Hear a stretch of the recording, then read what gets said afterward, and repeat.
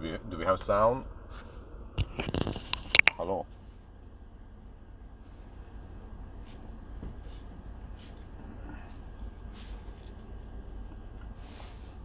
No, 16 minutes charge stop. We're almost good to go now.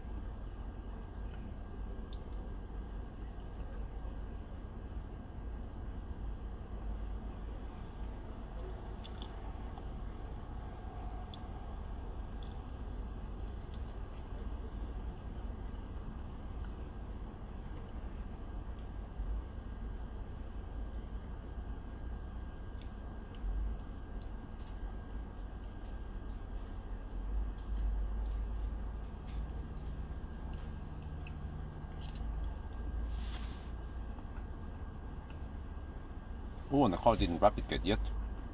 Okay, I might unplug once it hits the siesta, because I calculated that around 70% is enough. Well, let me see. I calculated we need to spend 50. Well, actually, we need to spend 51.6 kilowatt hour. So, whatever we charge now is going to be in the margin.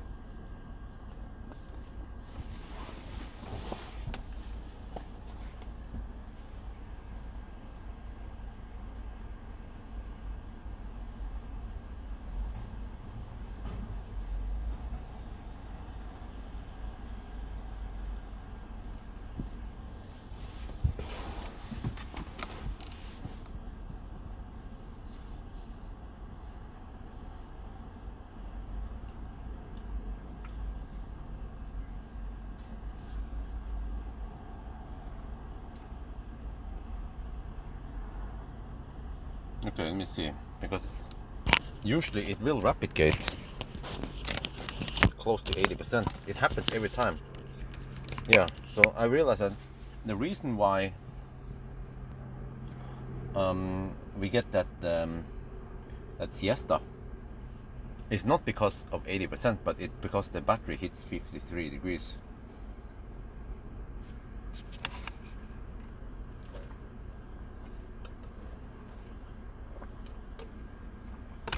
So this time I just ate a banana.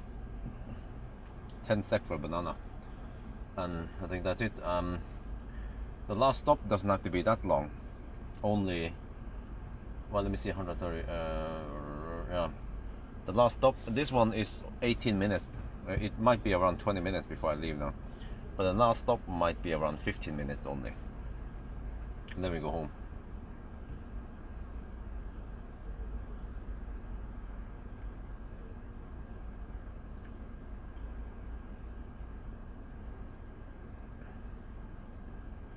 Let me see now.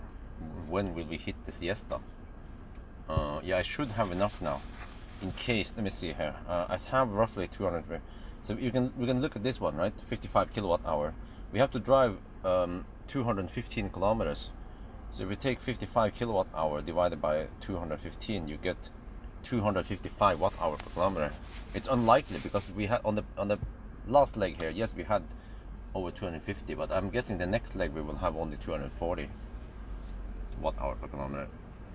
So we should have enough now. Just waiting for that siesta and then we go.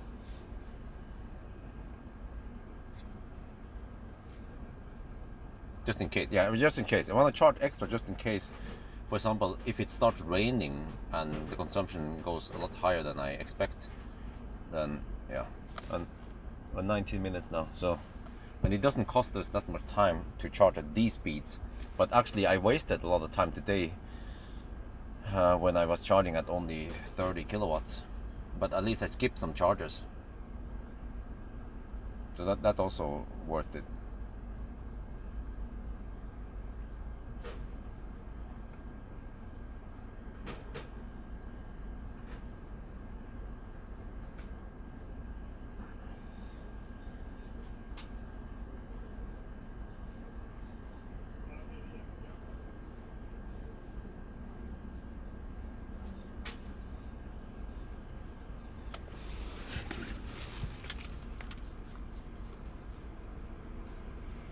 Well, so actually tonight I should start editing some of the videos so they are ready. Yeah, every night after Isabel goes to sleep I have time to edit some videos. Usually in the daytime I'm busy running errands. Oh yeah, there you go. Siesta here, yeah. Okay. Korean siesta. Time to leave.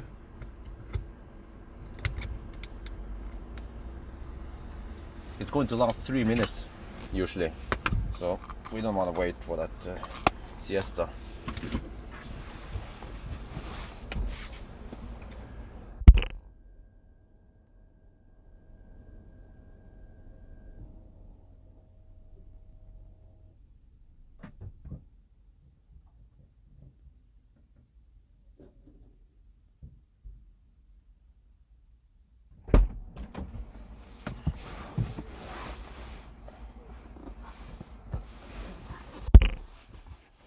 That was 21-minute charging stop.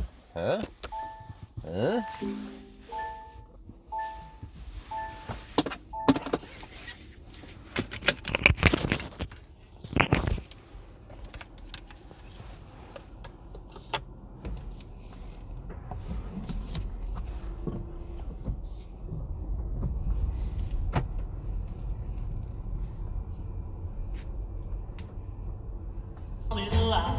That's alright, another restless night. Just dreaming about those things you do. Oh, another restless night, another caused by you. You're the only one to ever make me feel this right. Well, we can see how long it takes to go home now. So we started at 11. We had some not so optimal stops, but we were not. Well, actually, this time we were charging the whole time. Okay, sometimes a little bit slow, so we can skip some charges. But the car was not sitting around, not doing anything. So, yeah, let's see if we have longer charging stops. All right. Wait, can you guys wait? Oh, maybe I can do it. Maybe some of the can someone help me, please? If you navigate from Neumünster to like right at the top edge, or you know, the northern side of Neumünster to Alna Center, for example. How many kilometers is that, the land route? Because I always wanted to know if you take longer stops, which we did actually. Let me see. Yeah, we even started with only 80%. That was also a slight disadvantage. We had a long stop at Rødekro and another one at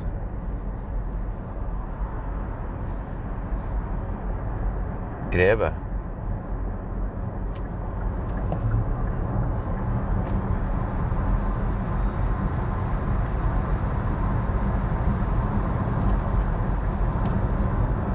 $1,005.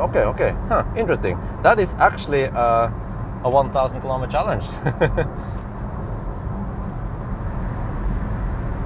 So now it's 7 hours and 20 minutes in the challenge.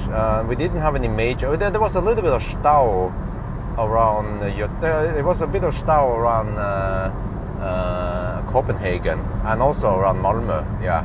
So we could deduct maybe 10-15 minutes, right?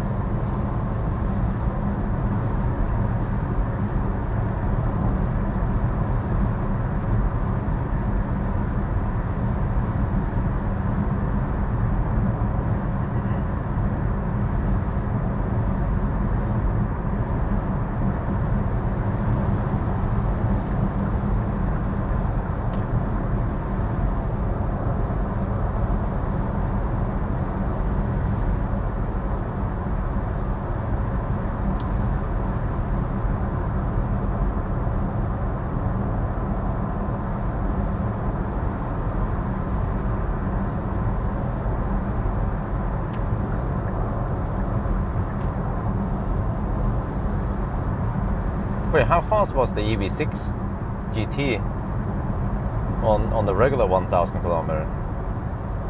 It was faster than 10 hours, right? Right now it looks like we might need 10 hours today.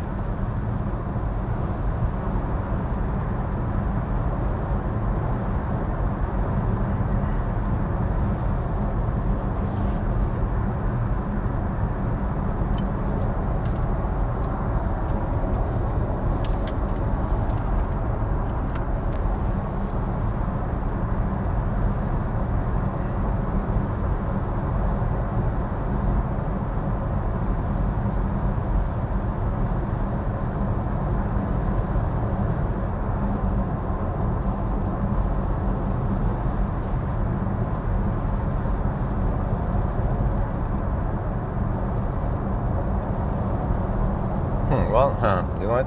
I actually have the EV6 GT for the weekend, so I could use the EV6 for the family trip.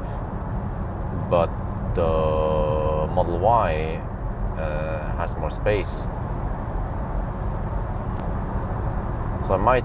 No. I have to return. Yeah, I'll be back. I have to return this one on Monday. So, and then yeah. So we have to return the EV6 in a couple of, or actually maybe already tomorrow. I can return it and get Frankenstein back.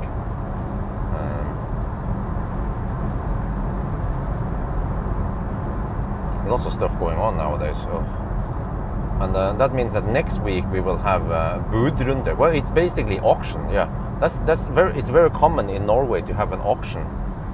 So we have a price, 5.6 million NOK plus the fellesgjeld, I call it. But we have a price we expect to get based on the they call it like an appraisal. There was a dude who came to my house and he spent around 2 hours looking at the whole house to determine the actual value of it, market value, based on condition and so on. So, but then it depends how much are people willing to pay for it. That's a different story. So I hope I get an okay price for it.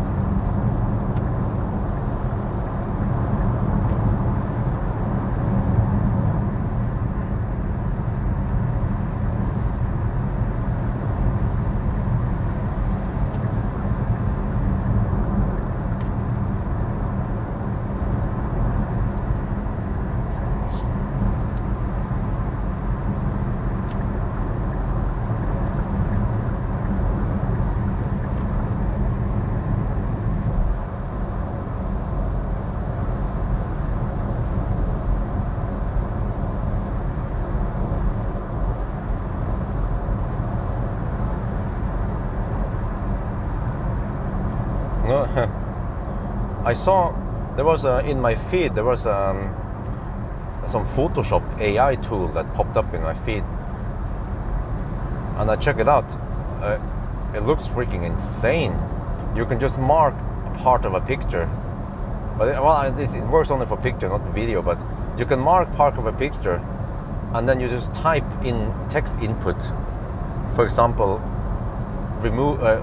Actually, if you just type the fill, if you don't type anything, it will just remove that item or remove that object. For example, mark a car in front of us. It will just figure out the surroundings and fill it in.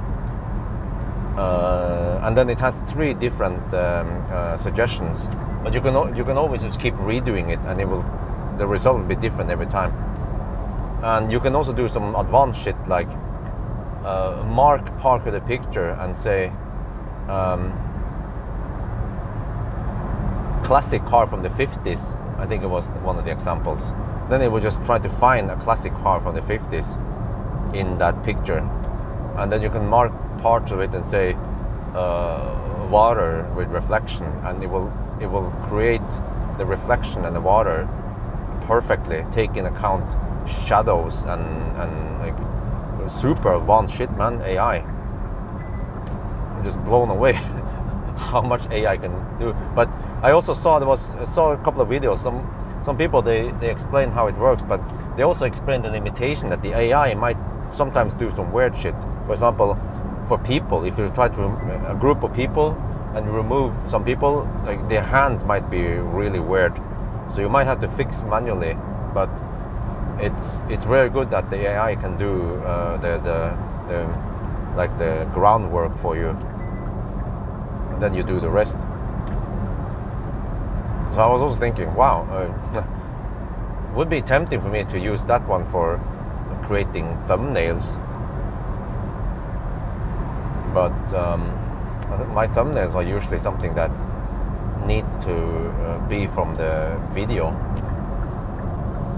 But it can be what I'm too lazy to do is that I should take maybe several parts from the video, the interesting parts, and then make the thumbnail, because that's usually how you make a movie cover anyway.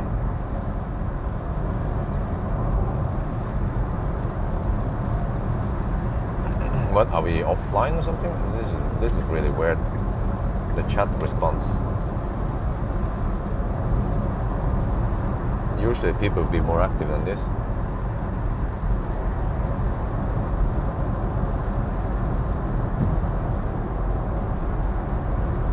Strange.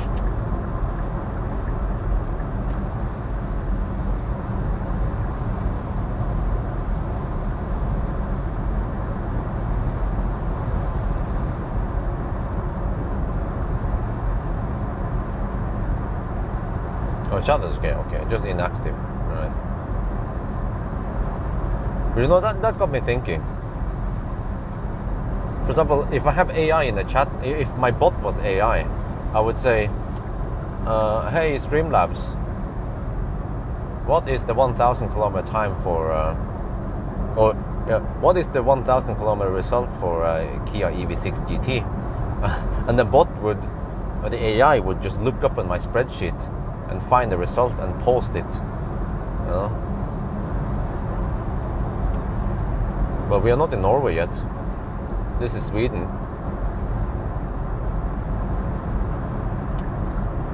But also Google. I mean, does Google search, does that one use AI yet or not? But it would be super powerful if it used AI.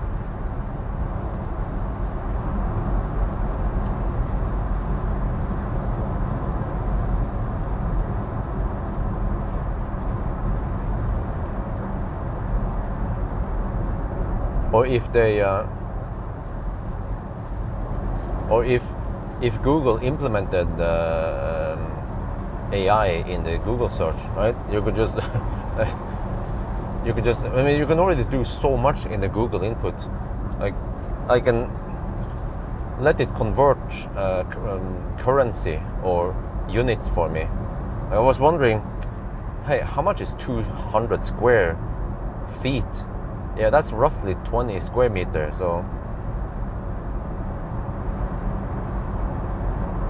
but the AI could, if you just search, yeah, maybe you try to search for some picture, right?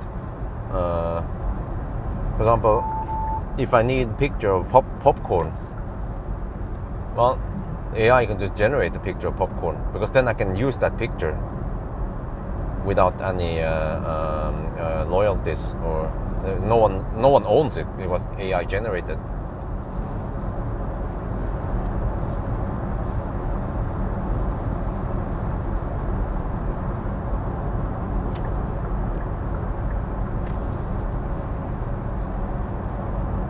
Huh? It took 10 hours, really? Wow, really? I thought it would be faster. Interesting. Maybe it was replicating a little bit, and maybe it was a bit colder. Yeah, I think I did that when it was cold-ish outside.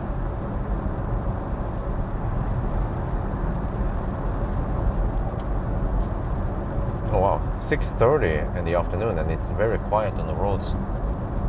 This would not be the case 1 month ago. There'd be freaking campers everywhere. Wow, the roads are really calm now. Damn. Was this always the case when I did 1,000 kilometer challenge before? I would start 10 in the morning. I remember I would always start 10 in the morning from Circle K. But then those cars were slow back in the days. They would need they would need roughly 12 hours, like IA pace and shit. And that means that, yeah, after 8 hours I would be around here. Yeah, I remember sometimes, yeah. Sometimes I would be around Falkenberg. I wonder if it was Leaf or some shit. I would be at Falkenberg around 5-ish. 5, yeah, and there would be some Göteborgstau. And the outside temperature was 9 degrees. Okay, it was a bit cold, yeah.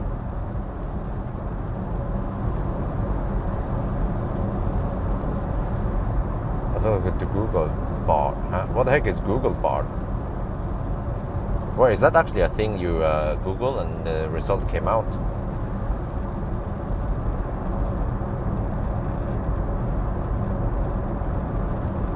Huh? What? Huh? Wait, how did you get that text? Is that AI generated? Because huh? Google's. Oh, really? Oh. Wait, but so had the AI needed to dig into my video because that information is not in a spreadsheet as text. It's in a video, and then it's not even that visible. It's not just a text layover somewhere. It's actually you need to watch the video to know what the heck is going on. And then from time to time I will show the charging time.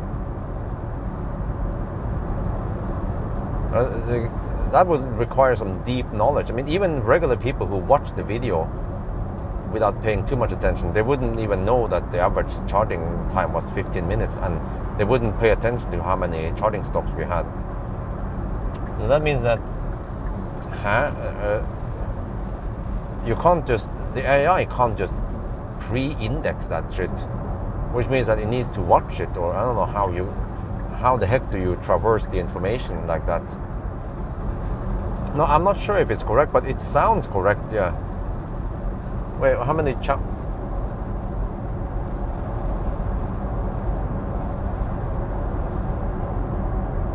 Wait, the test was conducted at average speed 85. No, that is not right. No, that's not right. If not 85 kilometers per hour. No. It must have been 100 kilometers per hour if it was 10 hours. Huh? 12 charging stops? The fuck? Where did you get that from? 12. Okay. Oh, I see now. All right. Okay, I see. It's they call it på bærtur, on a berry trip.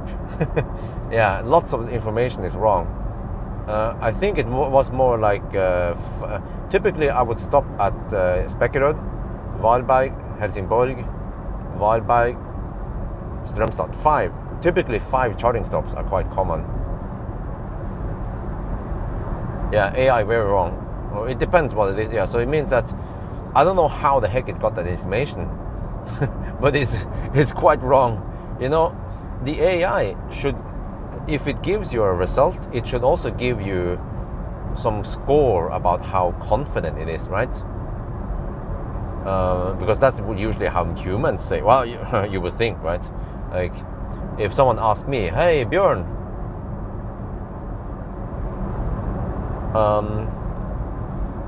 wait, oh, 9:51, yeah. If someone asked me about something, like, how old do you think Donald Trump is? I'll be like, I don't know, maybe he's 65 years old, you know? But I would give the indication that I'm not sure. But if you ask the AI, he might give you a very clear answer without actually telling you how sure he is, or it, rather, it's it.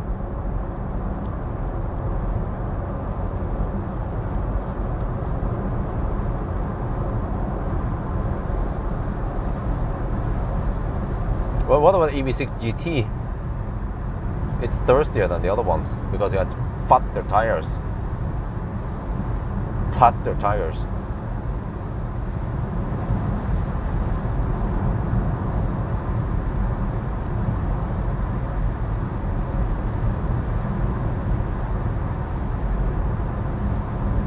Well, we were blessed with nice weather at least. Okay, that was 10 hours. Okay, at least that one was right. Okay, 10 hours.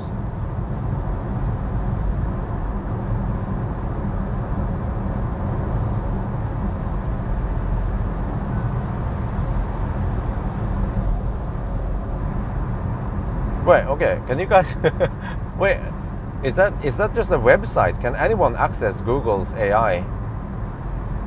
What website is that?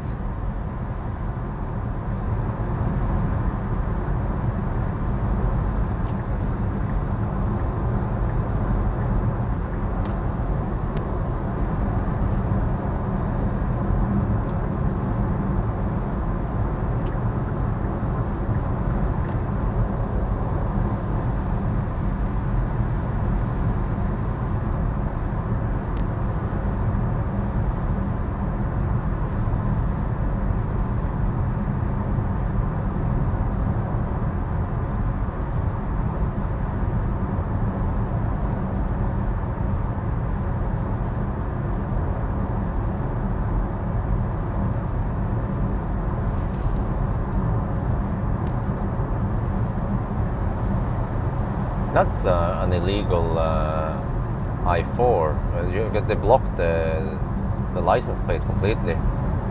That's the I4 regular one. I can see it in the mirror. Yeah. Well, I never noticed that, the mirror part.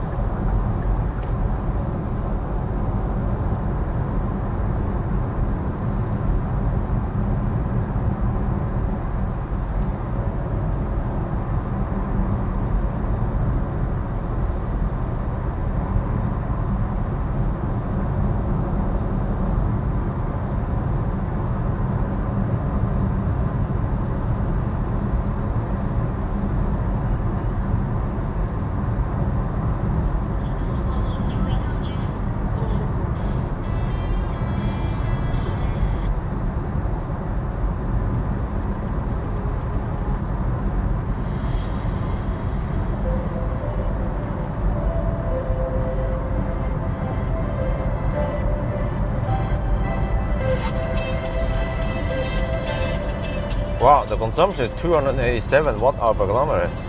This is sure a thirsty car.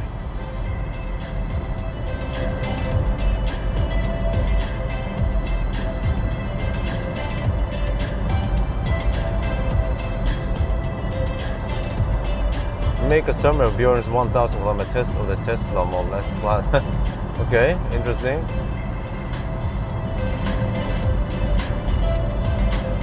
How do you identify the GBTs on the rear? I'm not sure.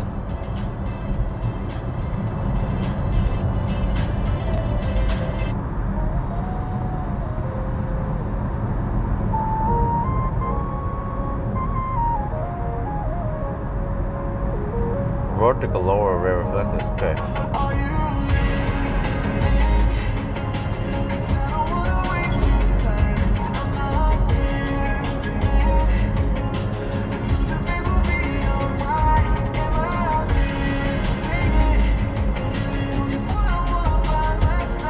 Pure nylon, okay.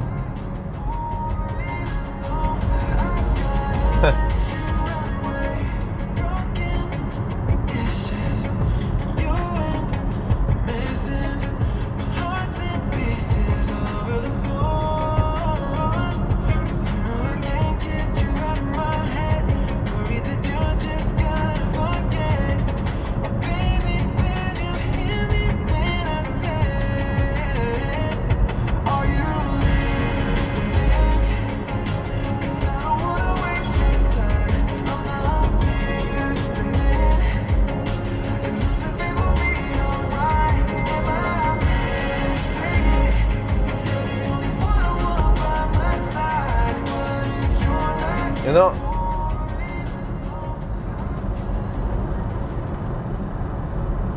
it would be funny if, well, I wonder if it's already possible, but it's not very good. If AI could make automated chapters on YouTube. Because I don't have time for that shit, man. I have to find the timestamp and type in the times. Oh, okay, well, you can hire someone to do it, but yeah.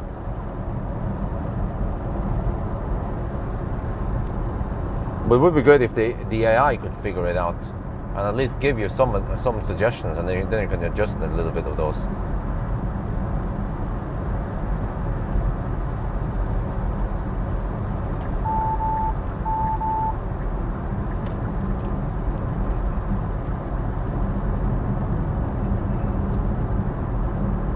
But also, if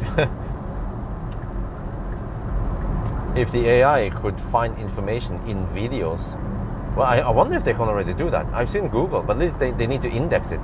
If I search for something like how to open the frunk in the Mercedes, it will show up as a video hit plus like timestamp where in the video they explain it.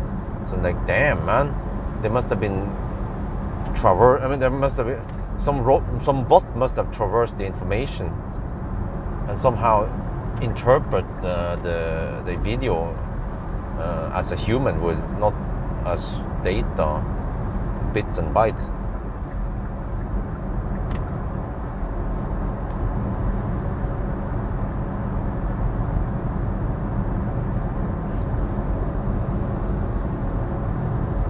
Well, I need to clean up the car. I've been eating in here and shit. Well, at least I managed to finish the trip fast. But I don't think I have time to do more tests with this one.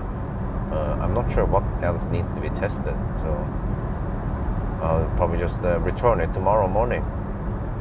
And then carry on with my other tasks I have to do.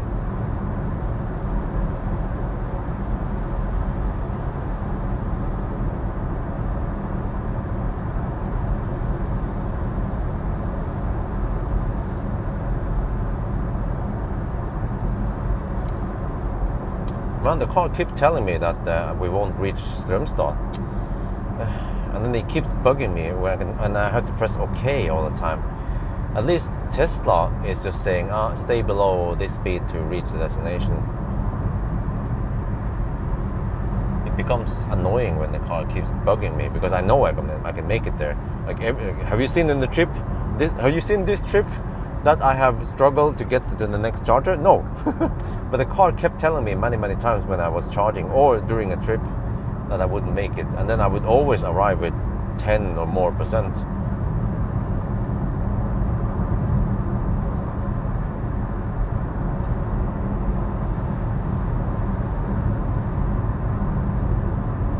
Oh, Porsche and Kia, oh, okay. But are they good though?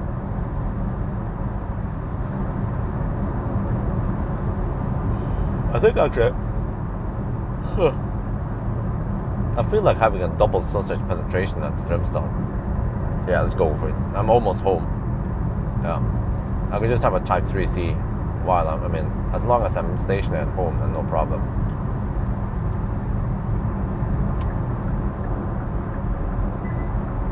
But yeah, I noticed something. When I was at Shell Sully during the trailer 1,000 kilometer challenge with the Neo, there was a dude, a Shell dude, he had this temp probe and he poked the sausages with it to check the temperature inside the sausages. That's the first time I've seen anyone do. Yeah, I think that's what you're supposed to do, but most people, guys at the gas station, they're just like, it looks finished, okay, here we go. And then there might be some, I don't know, maybe it's been sitting there and it's not finished, or there might be some bacteria there. And that's how I get Type 3C discharge. Spelling errors. In the chapters, okay. Which is a bit weird, because spell checks has existed for decades. And they are not AI based. Well, that's why they are a little bit buggy sometimes. Wait, seems like we will get nice weather for a while now.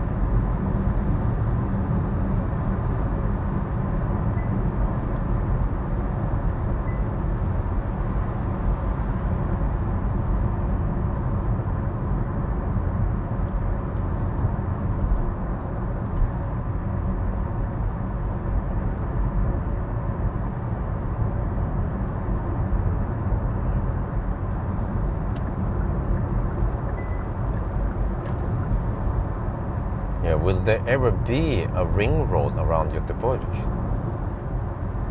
Maybe not, because there's just too much,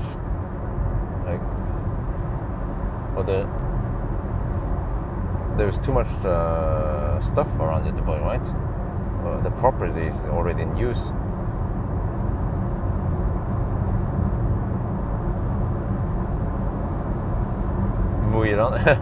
Okay.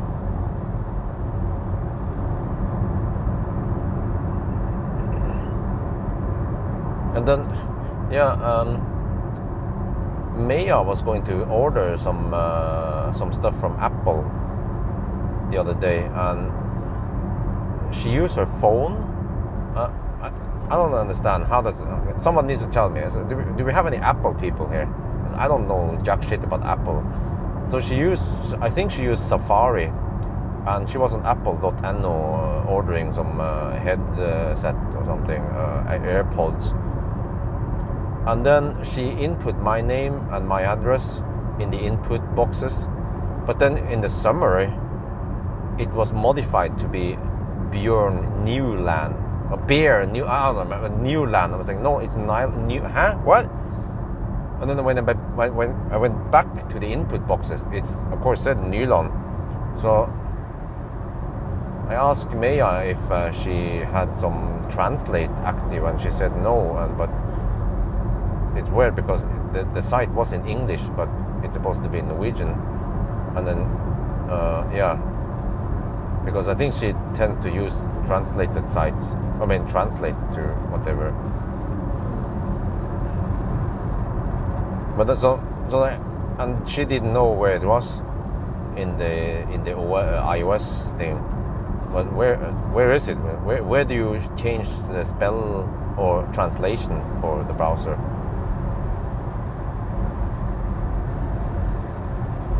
It is a bit annoying. When I use Airbnb, it will always translate for me. But many times I don't want it to translate. But it depends. But for Swedes, yeah, sometimes it's. I don't understand the Swedes what the heck they are saying. Hur mår du? What the heck? What?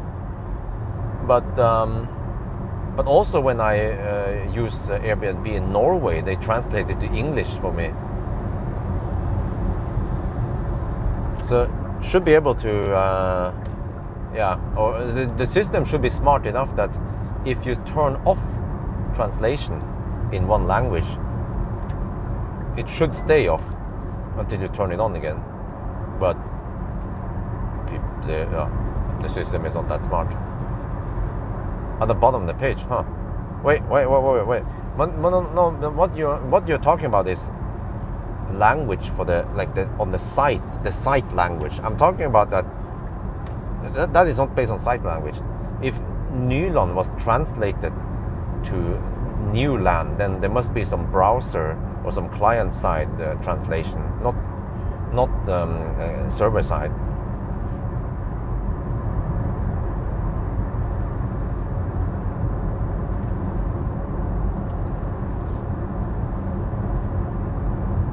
I ended up having to do that. I ended up having to order those AirPods on my computer instead, so I have full control over what's going on.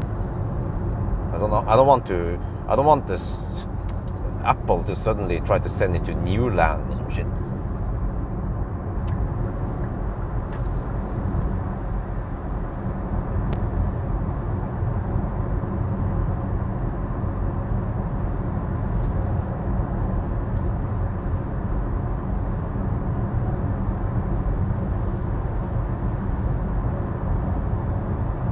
Okay, I'm pretty sure that, yeah, EV6 is a lot smaller than Model Y. So I'm going to use Model Y for the weekend trip to Göteborg. And I don't know how the weather is, but when I checked a couple of days ago, it wasn't that, it was going to rain. We were in the monsoon now, in the rain season.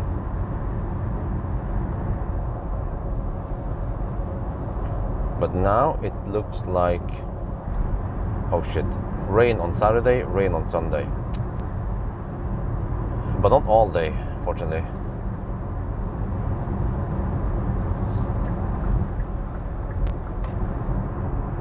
So we could do some outdoor activities when it's not raining, at least. And then once it's raining, we can just go inside the shopping mall. EV6 smaller than that, yeah, and I only 5 also. Tap on the A button, far left address bar, select translate language in the... okay. Okay, I didn't notice that. Wait. Oh, you're talking about on iPhone, right? Not on desktop.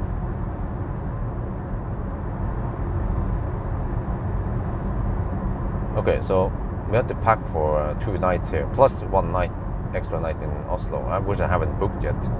That's also something I need to deal with. And expenses. Shit, man.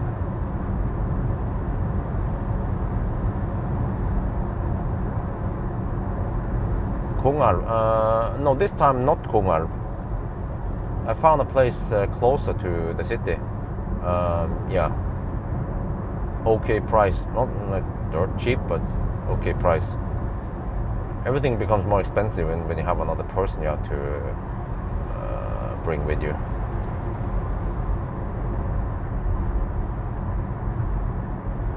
But in general, I like it around Kongarv.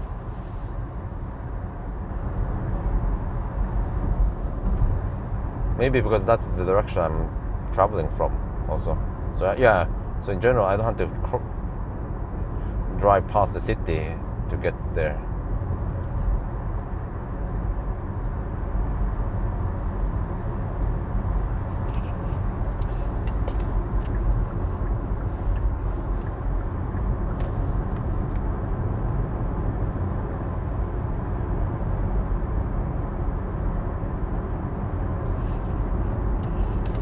Oh, I see what's going on here.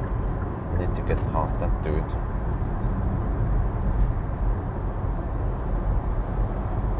Those dudes.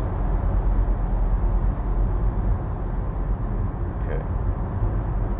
Yeah, well, no Göteborgsstau at least. Oh, that's a BYD Atto 3. Yo, what's up?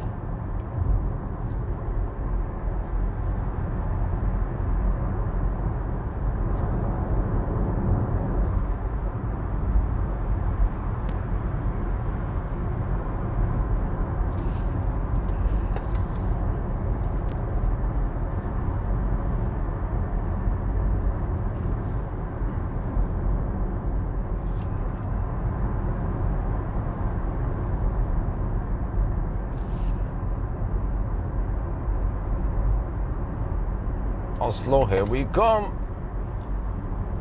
Wait, why are these guys going so slow, man? Shit. I'm actually getting hungry now. I haven't had any proper meals today, so I need to go while at Strömstad then. Okay. Well, actually, no, I don't have too much time. I don't want to be late.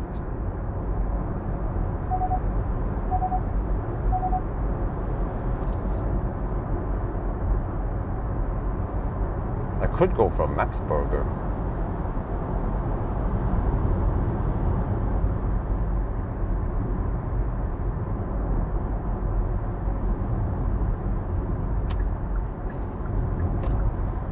Wait, what? Make up your mind. Shit. Romanian dude. Okay, he's a bit lost here. Freaking Romania over here. What? Romfolket. Can they afford the BMW X5? Shit.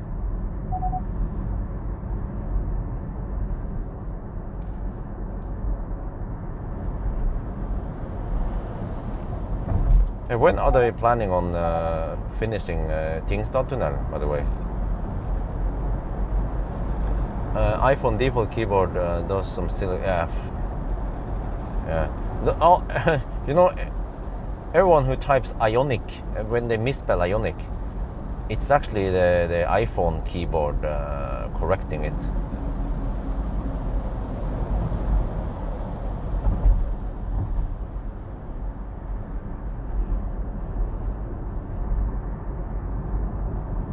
Well, this job here has been ongoing for a long time. Tingstad Tunnel and the area around here.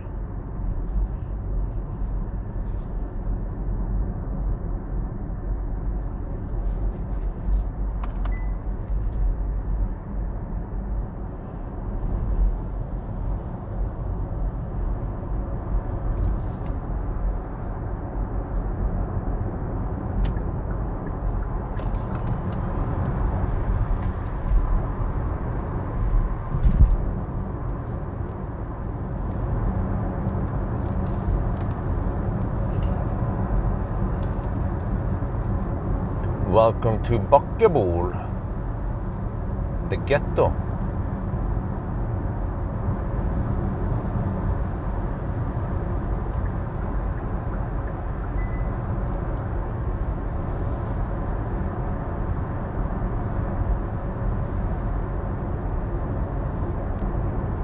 Well, you know what? I have to say, man, if you look at this, look. Okay, like, how many years have I done 1,000 kilometer challenge in Sweden now? Right?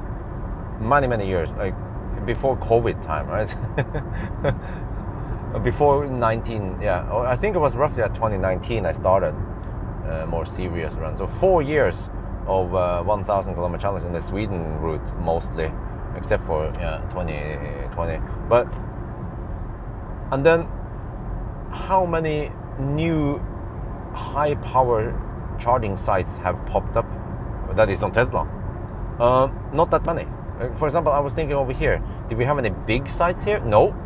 We have one freaking Circle K charger, and then the 50 kilowatt at McDonald's is still McDonald's. I mean, it's still 50 kilowatt. And so actually, I realized that the development of charging network in Sweden is going dog slow compared to Norway. In Norway, you guys saw parts of it. You saw the tip of the iceberg when I did it with a Frankenstein.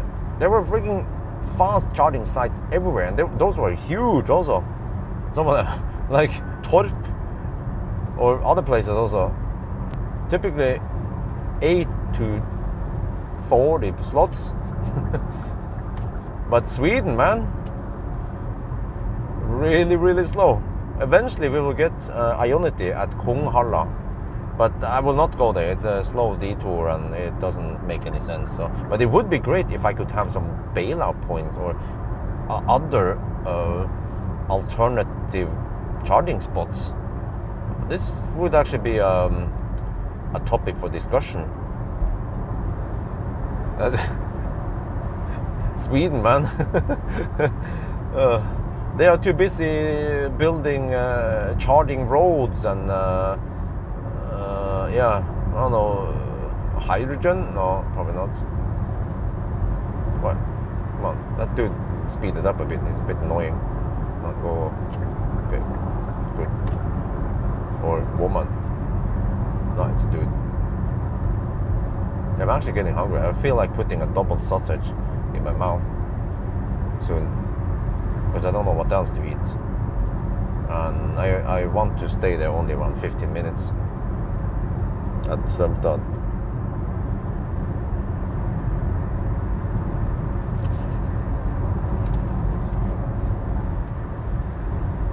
Oh, seems like we have rain ahead. Okay, good thing I charge enough. Oh, the consumption is 249 watt-hour per kilometer. Oh, because from here it's going to be faster soon. Oh, let me calculate the remaining budget here.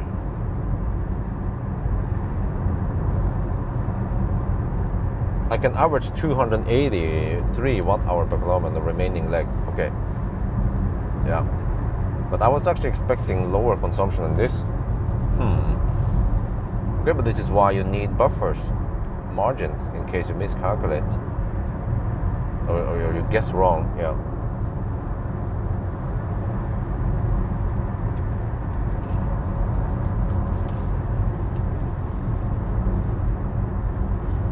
Angeredsbron avstand. Okay, that's irrelevant for me. Okay.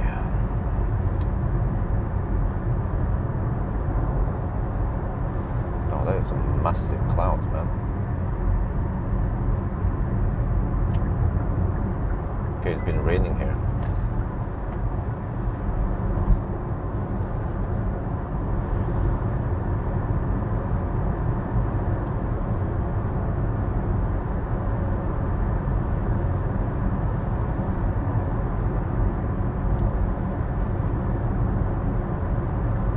Oh, it's getting dark.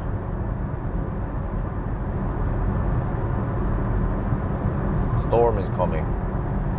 Brace yourself.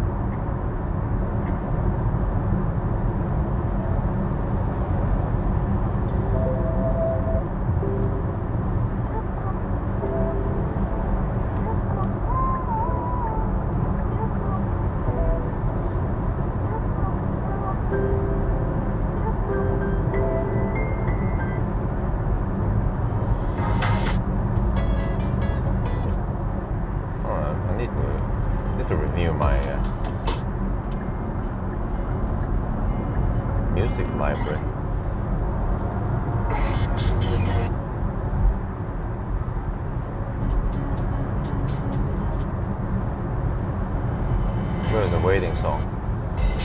There, this one.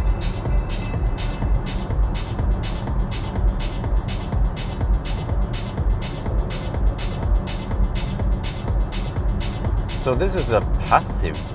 No, yeah, no, what is it? What's a subwoofer? But it's just driven by the same amplifier.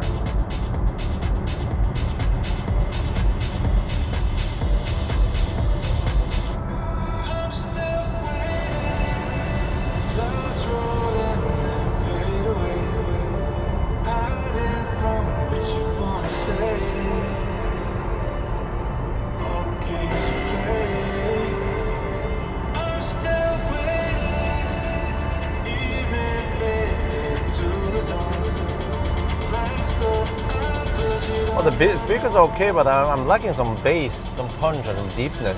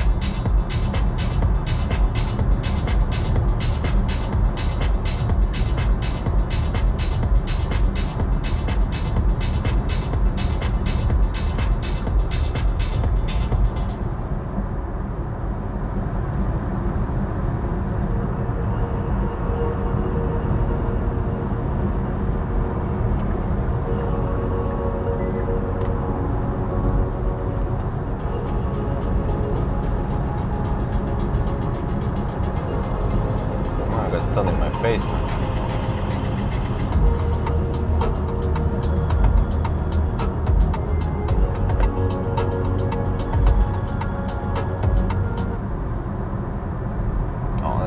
listen to Vanta Black here on this part. See, I think it's lacking that bass and that punch that I hear in, for example, EQS. EQS was marvelous.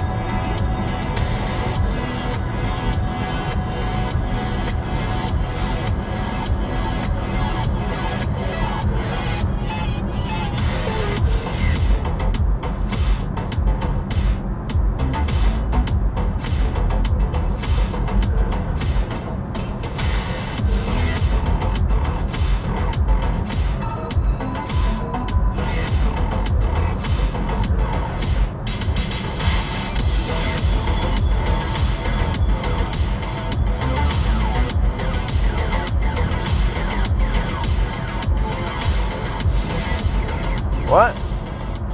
Do you get to hammer tonight? That was last night. We already were on the way home. We're getting close to Spectre right now. That happened last night.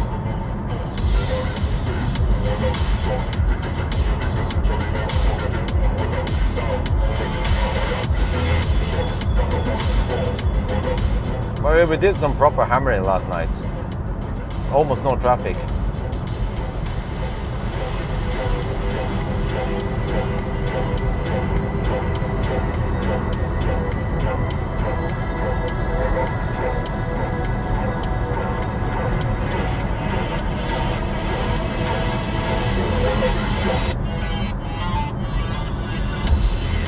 You know, it got me thinking when they let that dude drive for us in in Frankfurt a couple of years ago. Wait, was it last year? I think it was last year. Yeah, it was last year, right? When the dude, he would purposely not stress the battery too much. Once it's throttle or overheated, then it was, yeah.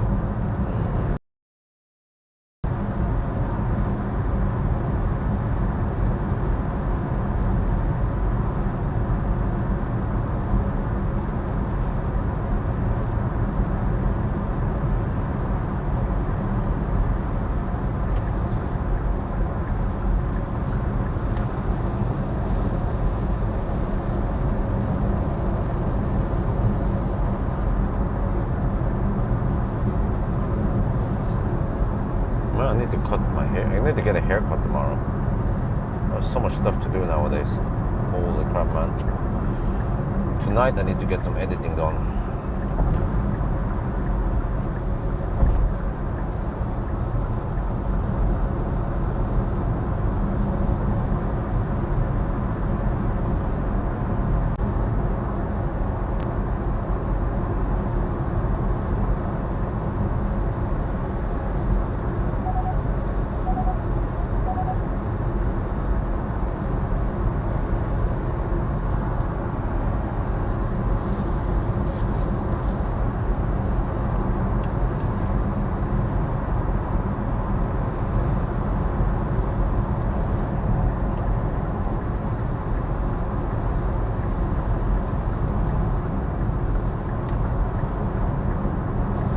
Back now, yeah, it usually drops out right before Speckeren. Yeah, you're passing by Speckeren. We have 50% battery left. No, we're good. Just want to avoid that Korean siesta. Yeah, we wasted the time on the Korean siesta. There was something with a dude in Frankfurt, huh? What? What about, huh? What, huh? What are you talking about? Dude in Frankfurt? What did we talk about a couple of minutes ago?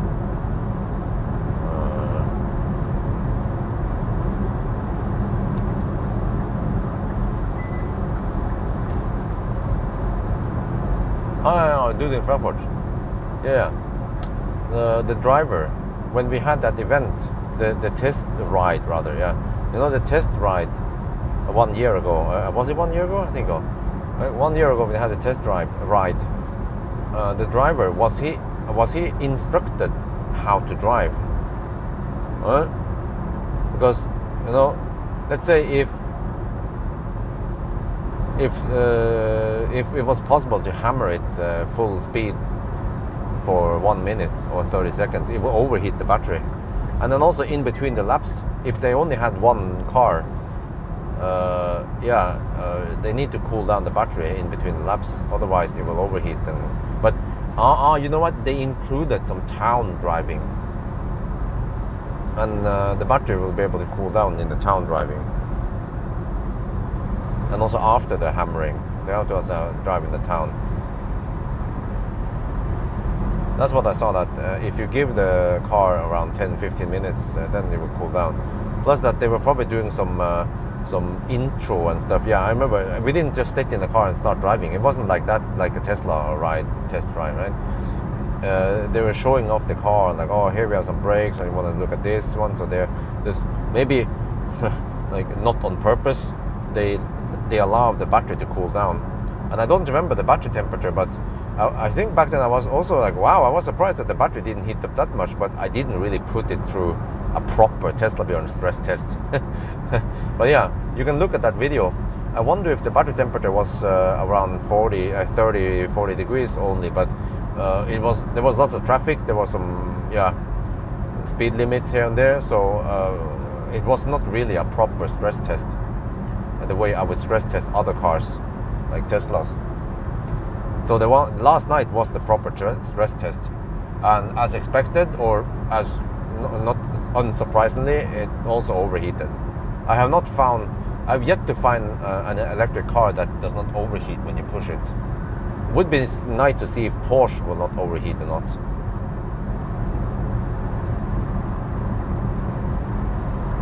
But it doesn't seem like they give me any they don't give that type of thing any importance, or they don't care too much about it, I guess, or they don't find it important. Otherwise they would do their best to lend me a car. I mean, even Kia lends me a car, right? Any PR is good PR. There's most people, they will look at the video like, well, it goes fast, it's good enough for them. They're not going to stress it for several minutes going at VMAX. But of course, that guy, that fossil driver in the Mercedes who cruised at 250 kilometers per hour at night, he would not accept power limit or shit like that. He wants to cruise at 250 for, I don't know, that stretch there. Let's say he wanted to cruise for at least 20 minutes without any power limits. So then that wouldn't work, because I think eventually once it overheated, I couldn't maintain VMAX. I was restricted to 250, and then if I kept going, I would probably maybe have to go even slower. Yeah, because at one point it was dropping to around 200-ish or 250. So then we are talking about only around 230 kilometers per hour only. Can you borrow borrow the Taycan out of spec, huh? From out of spec motoring, huh? What? Doesn't he live in US? I'm a little bit confused there. Why would I borrow from him and not from Porsche? Are you coming to? Nope. Unfortunately not. Let me remind you that I have a freaking house I'm building now, which requires lots of my attention. Plus, I'm selling a house, which also requires lots of my attention. And I have a baby, and I have to do my tests. So yeah, I mean, yeah, you can say, yeah, but going to Frankfurt is part of my job. True, but as the situation is today, I can't do it.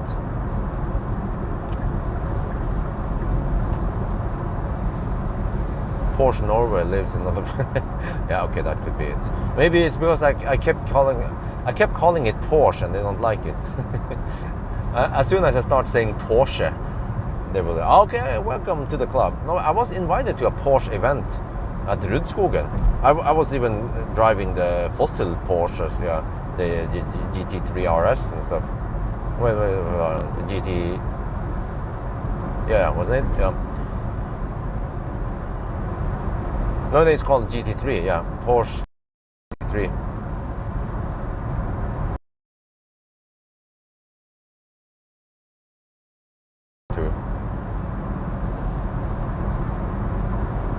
But it didn't get that many view counts, so I mean, what was that a good event? For example, think about this: the Frankfurt event with a EV6 GT. Like, I went there, right? They paid for my flight ticket, Kia, and they paid for food and shit, and they hired the driver shit, like. They hired, they have, yeah, and then they got the exposure from me for free, plus the exposure from other journalists. That one was definitely worth it. But that Porsche event at Rudskogen, at least I didn't give that many views to my audience.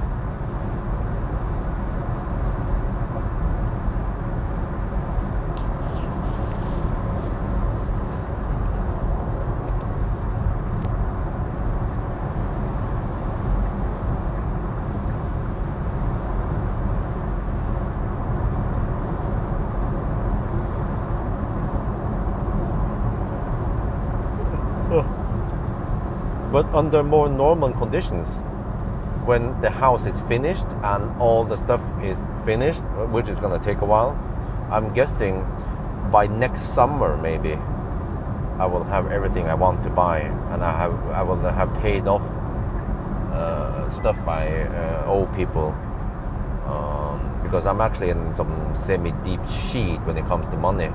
So I hope I get a good price for the old house. There's a lot of stuff I can't buy because I want it, wifey wants it also, but it's just too expensive. But we feel like the house deserves it. For example, I can tell you, we've been looking for a chandelier, and we figure out what kind of chandelier, the shape, the size we need, the style, but it is really expensive. I'm talking about 9,000 euros for a chandelier. First, when I saw it, I was like, no, that's too expensive. But then after looking around, digging around the internet, I found out that a big chandelier like that is actually expensive if you want something that looks okay, not some made in China stuff. So yeah, what I'm gonna do is I will wait with a chandelier until I have money next year, and then I'll buy it. Hopefully it's still available, it's still for sale. No, the offers will start coming. We will have a bidding. Well, we will have to first show the house, and then bidding will be next week. But under normal conditions, I will not have to deal with selling my current house, which takes a lot of extra time. I have to go fetch more banana boxes. Wifey messaged me and said that they are out of banana boxes. I was like, yeah, I told you, I know we need lots of banana boxes. So I told her to grab from the garage. Eventually we could reuse them, we can free them up once we are done, but I might just grab some new ones from Renovation.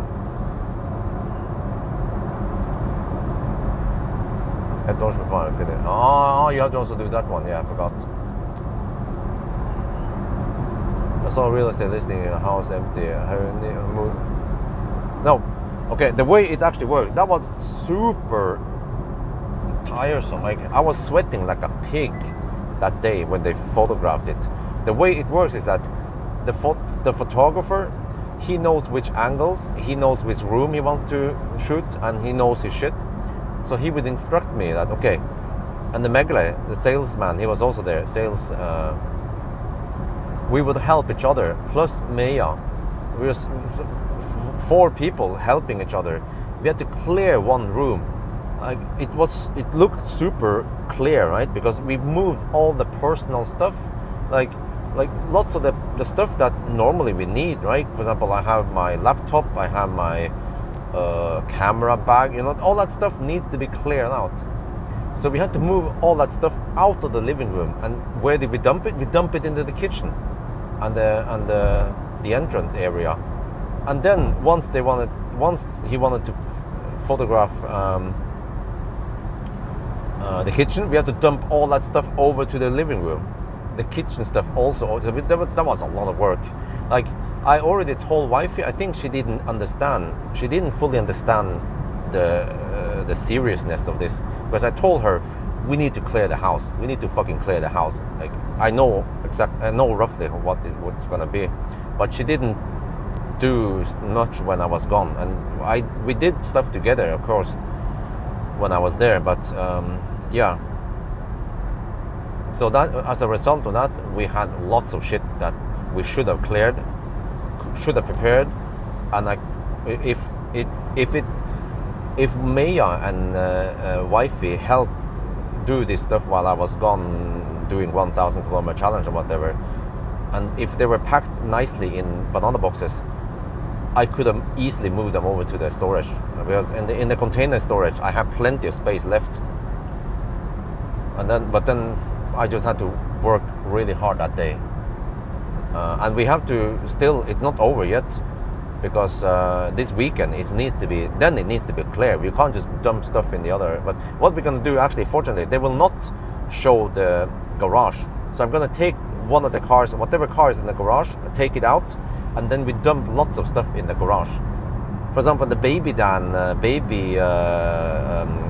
what do you call it? The baby Dan, it's like a baby enclosement thing. It's for securing areas. It's a metal thing. We have 3 of those. We have to take them out, and then afterward, after the thing, we have to put it back in again. And there's a lot of stuff I need to do tomorrow and the day after tomorrow, and I have to take probably several runs to the storage, and also 1 or 2 extra runs over to the recycling facility with stuff we don't need. Plus that we have to start buying bathroom furniture and transport it to Jessheim, plus some stuff that we will order and get it transported there. Plus that I have a bunch of emails I need to reply, and they about the they want to know how the stairs will be. I have to look at the style of the stairs, and lots of stuff that I need to do. Everything is just on my shoulders, and almost nothing happens when I'm gone at home. So just lots of responsibility on me.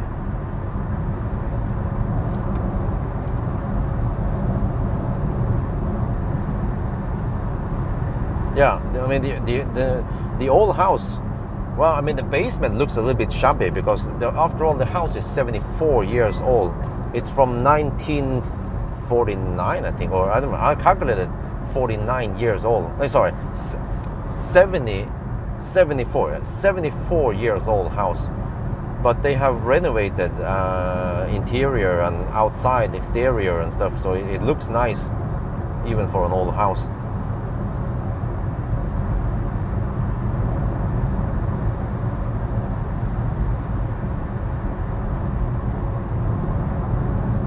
But also the new house requires so much stuff, man, and yeah, new furnitures, we need more curtains. They are expensive. There also we need for new bed, new lots of stuff, but we can't afford that yet. And also, first I wanted to have rocks, or what do you call it, beleggingsstein, rocks on the entrance, but that's expensive. 30,000 euros for laying down that stuff. But by the end of the day, when I asked the experts who knew about this, the guy who's digging and stuff, he said that he doesn't recommend it because there is a slope. So we're gonna go for asphalt. Why if he wanted asphalt in the beginning? I was Googling about this and I wasn't sure. But even now, when the new house is finished, we can't afford asphalt. We have to wait maybe until next year before we can slap down some asphalt. I have to somehow make more money from somewhere so I can afford all the remaining. We went a little bit overboard with some of the stuff, and also the swimming pool was freaking expensive with all the add-ons. We just look at the swimming pool and I was thinking, it's not that expensive. No, I think the swimming pool total cost is probably around 150,000 euros. I was thinking it was half of that. Yeah, silly me. So I better swim a lot and get ripped.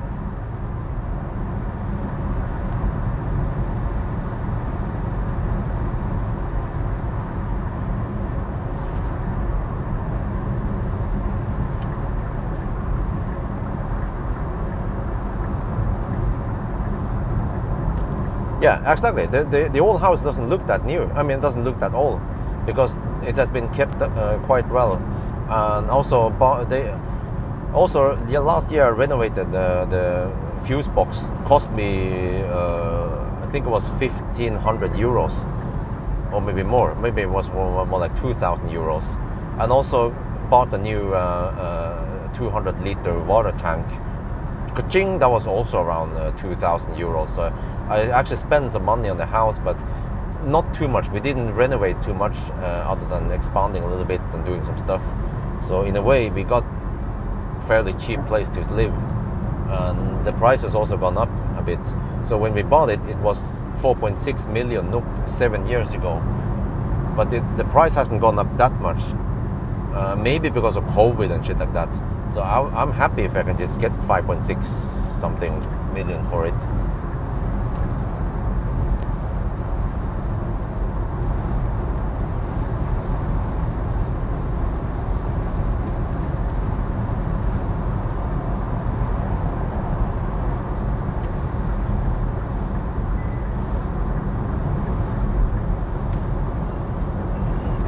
No, it's not just for the swimming pool.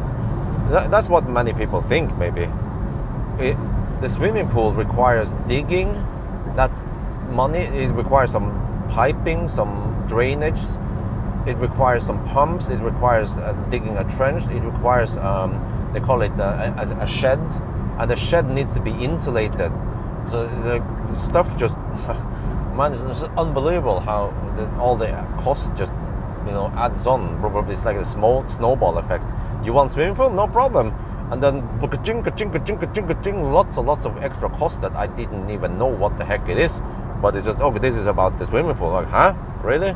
Okay. So yeah.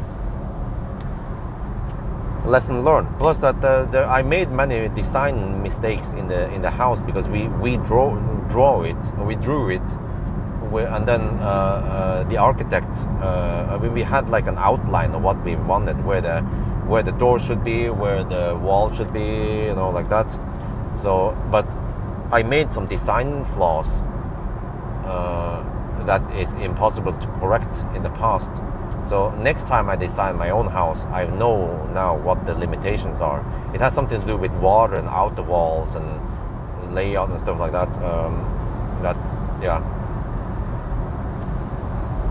Oh, they have me. Wait. Wow, they have lots of Mia chargers over there now. Damn. Maybe next time I can stop at here. Yeah. They have lots of hypercharger now, Mia.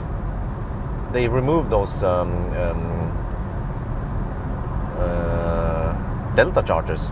Now it seems like they have around 6 hyperchargers in a slightly different position, closer to the shopping mall.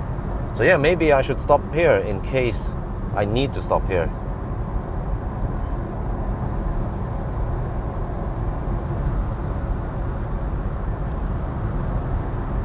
And also fences. Like I'm learning stuff every day about house and stuff. Like fences. Supposedly nowadays they use PVC vinyl fence. I was like, huh? I thought it was supposed to be some wooden picket fence, white, right? No. Everywhere I Google, it's plastic, PVC, vinyl. Because it has a smooth surface, it doesn't have to be painted ever. And then because it's smooth, dirt and schmutz doesn't stick that well. Yeah, and it doesn't rot. So I'm like, okay, we're gonna get a plastic fence then. That's how it is. And then the other day, when I was at the house, they asked me, okay, so in my property, how do you want the slope to be? Because if you want to have a natural slope, it needs to be 45 degrees Celsius. Oh, sorry, 45 degrees, and then I will lose usable space in my own property because of the height difference and the slope. Or you can have a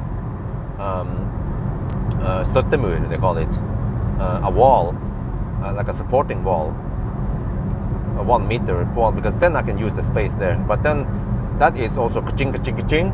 So I was like, oh, after looking at being there on site, I realized, okay, I have to pay yet another 100,000 NOK or 10,000 euro for støttemur, so we can utilize the space better. Otherwise, we just have a slope that, yeah, takes up space. If we want to have a trampoline or some shit like that, you know, we need space in there. Oh, wow. 12 times 150 kilowatt. Okay, I bet those are 300 kilowatt hyperchargers. 6 of those. Yeah, I think I saw 6 of those. Okay. Yeah, it sounds like it's safer. That could be a bailout point in between, on my way to Varberg. In case I need 800 volt and supercharger over here is not going to cut it.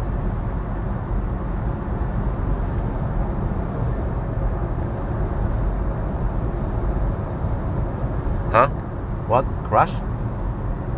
No, wait, huh? What? Bus crash? What? Oh, okay, it's not on the main road, right? Wow.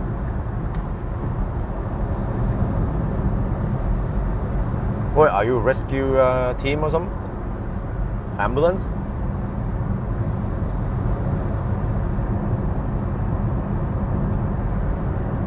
Sounds severe, man. Bus crash.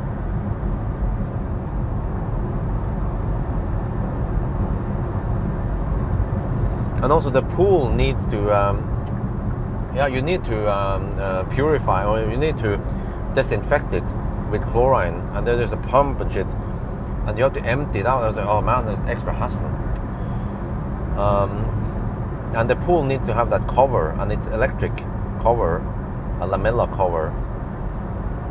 And eventually we need to get some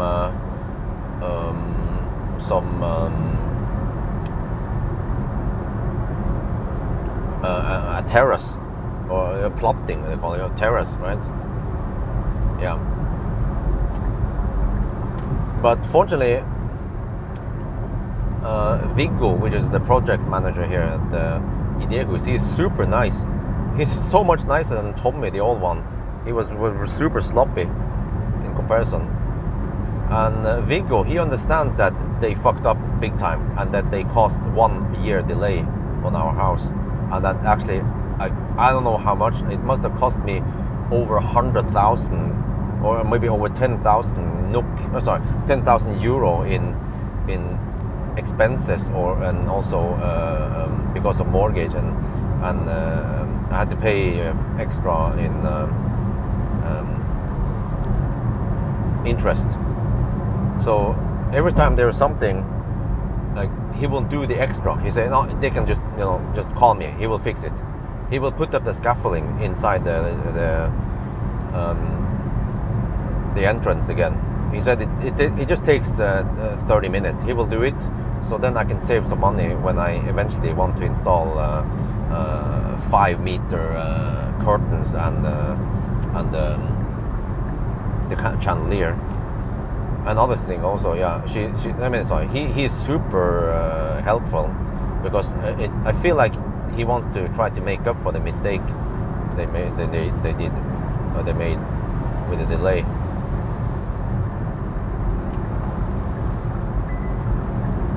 But also, that's one of the nicer houses that they build. So they want to use my house as a showcase, like an inspiration showcase for what Idehus is capable of doing.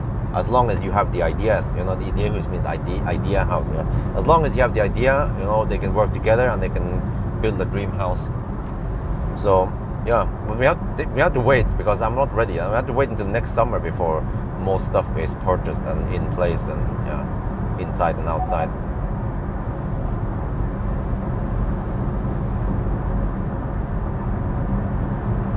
But as long as the bank will allow me to take the loan I need for all the extras we have gone for, as long as everything is okay and we can just get the keys inside the house and we get there, and that's fine.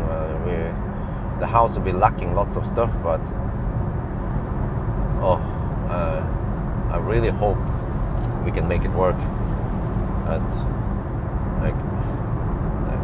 suddenly, by the end of the project, you're like, oh, sorry, you reach a limit. You went way too much, and you can't loan more money. And and the companies who install whatever, they need to get the bills paid. What the heck do you do then? The bank takes the house, and then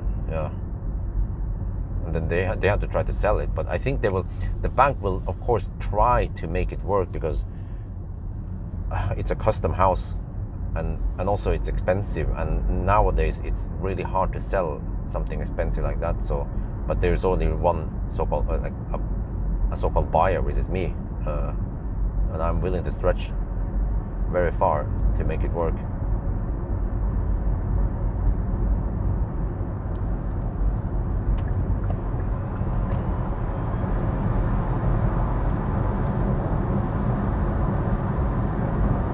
Camp mode, huh? What are you talking about? Helleflis could be nice instead of impregnate plank on a plotting. Okay, well, I'll see about that one. For example, you know, we actually went for laminate instead of parquet. And first, in my head, it was like, oh, we need parquet, right? We have parquet in our own house. But there are some disadvantages with parquet also. And when I asked Viggo, very nice to use him as a sparring input. He said that he has parquet, he has laminate, and it's super strong. And also the new laminate looks nice, feels nice, very sturdy. Also even slightly cheaper. It can withstand water and shit like that. But also, but he said that there was a downside with laminate, which is that it will feel laminate is not there for our house. So like I have spent so much time, man, talking to wifey, emailing lots of people, talking to lots of people, visited shops, looking at taps, looking at furniture and shit. Oh, yeah.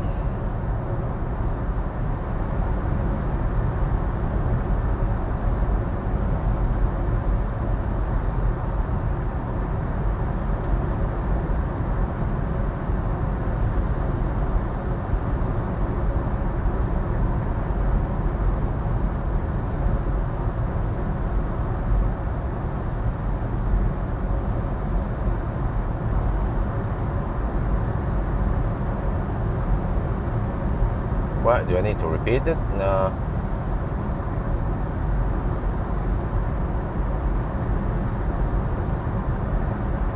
Normally we don't get drop out of here, do we? But if we would count this as a 1,000 kilometer challenge, then we are only at the let's say roughly an 8.5 hour mark if we compensate for some stau we were stuck in. So yeah, 8.5 hours we are already here. And we have round about 150 kilometers left. Oh wait, actually, let me, yeah, or roughly there, yeah. Oh wait, a little bit more. Almost 200 kilometers left.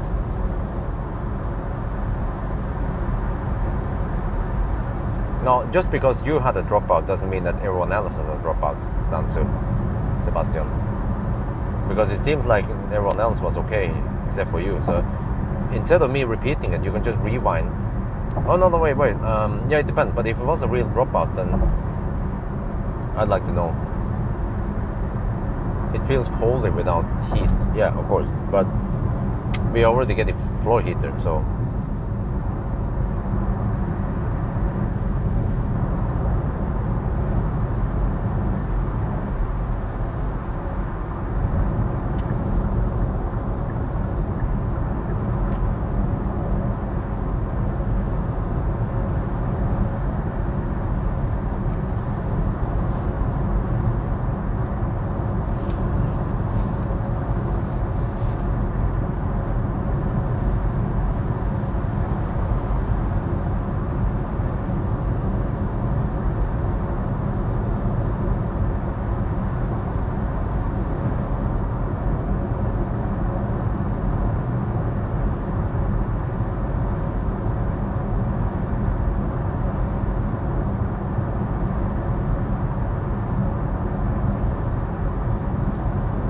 Now we have very little traffic. That's good.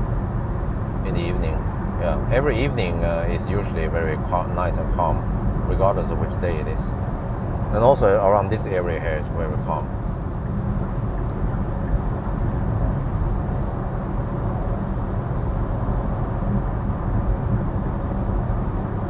Yeah, okay. Maybe we're not gonna pour water on the floor, but the problem is that with parquet is that it could cause stains and shit. But of course, if something happens and the water ends up there on the floor, we will of course wipe it right away. We're not gonna treat it like a bathroom, you know.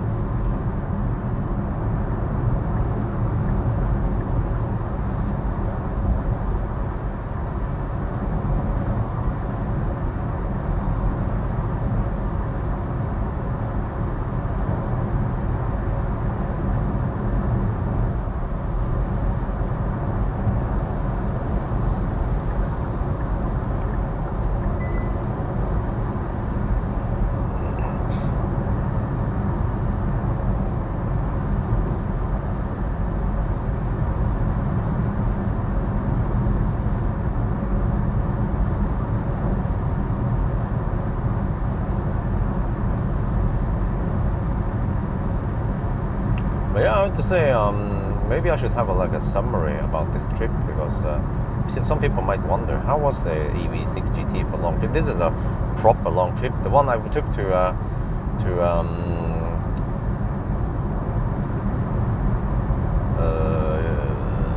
Trollstigen wasn't that long. This is more realistic trip for many people to drive 2,000 kilometers in 2 days. And the car just charges so fast. I don't know if I need to repeat this, but I shown in the video, it charges blistering fast, and usually after around 15-20 minutes we are good to go. And normally you don't have time for anything during those 15-20 minutes. I mean, not food, then no. Hyundai brand. Well, I'm not sure. I think you have to be slightly more specific in regards to what about Hyundai.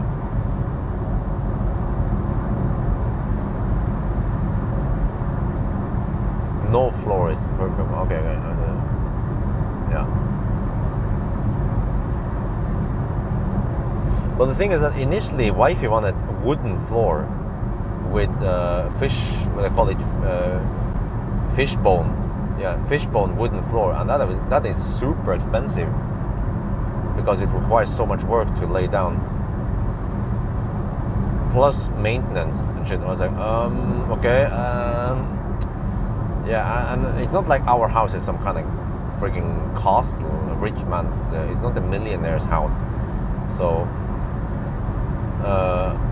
I think also we need to be a little bit careful about overdoing things, because eventually one day we might, or it's a high possibility we're gonna sell that house, and if we put too expensive interior and exterior there, then it doesn't match the rest of the house, and then people are not gonna pay for extras.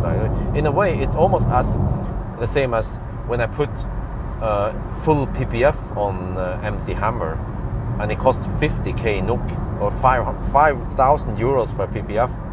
it's awesome, but you're not going to get that price back for the new seller. They don't care whatever you add-ons you paid for the car, but the right person might pay extra for it. And the same is with the house.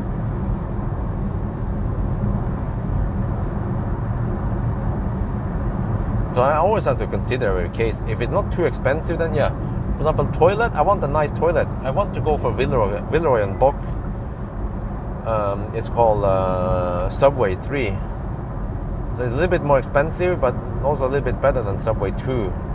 But they are expensive, man. They cost, each toilet costs around 600 euros. I could go for a 200 euro toilet, but I'm gonna spend a lot of time with that toilet, you know. So I want to have some good sheet. And since we have only 3 of those, then okay, I will stretch it to get the good toilets.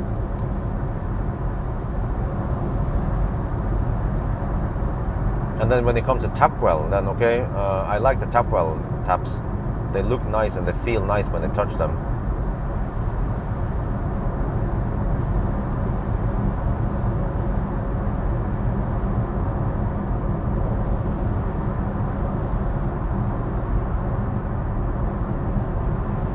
But they also are a little bit expensive, some of them.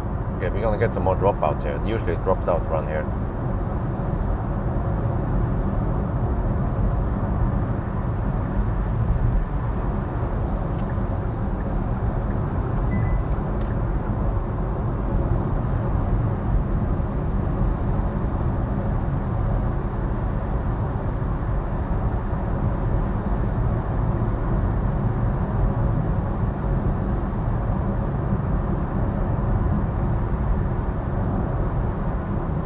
Yeah, well, some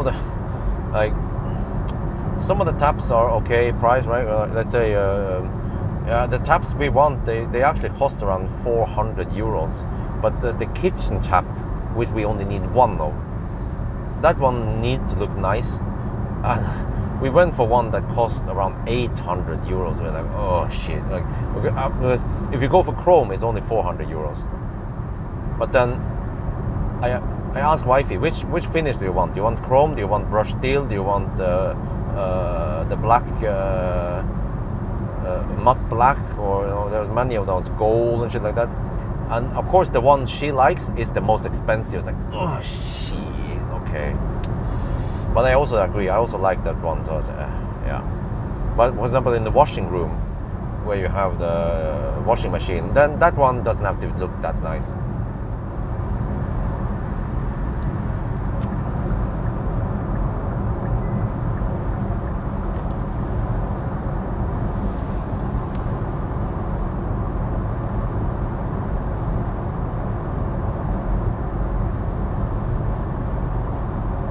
Wait, shit! Wait. Wait a minute. Reality check.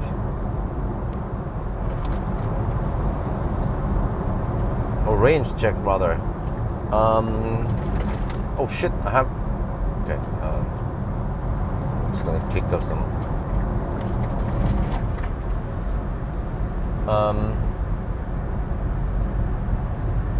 I have 12 kilowatt hour left. And I have to drive 36 kilometers.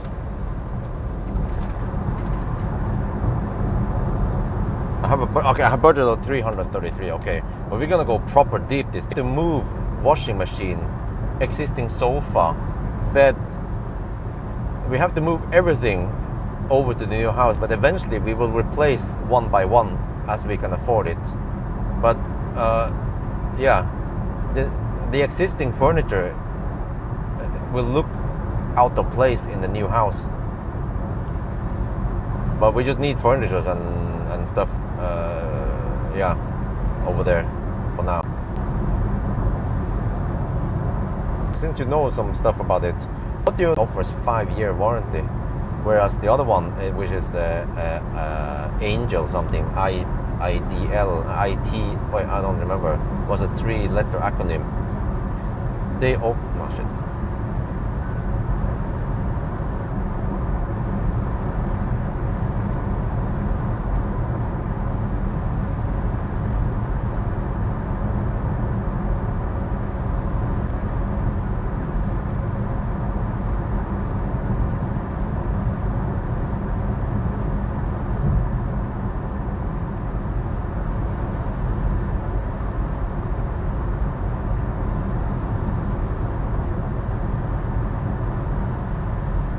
yeah, nope, not going to Frankfurt, or is it Frankfurt, right? I'm too busy with the house stuff and baby stuff.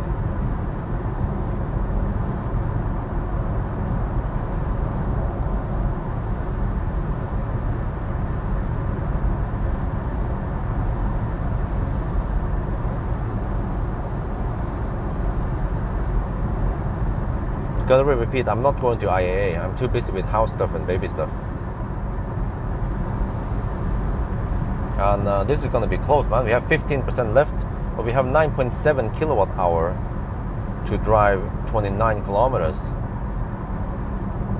So I have a budget of roughly 300 watt hour per kilometer. Wow, the consumption is higher than expected. The consumption is 267. I was expecting 240. Shit. Used Miele, nope.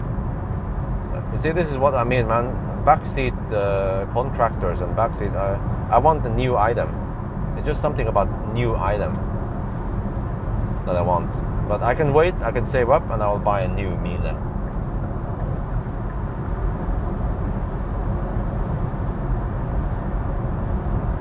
And this is exactly why I don't want to show too much of the new house. Just showing the old house, people were, you know, giving me advices that I didn't ask for.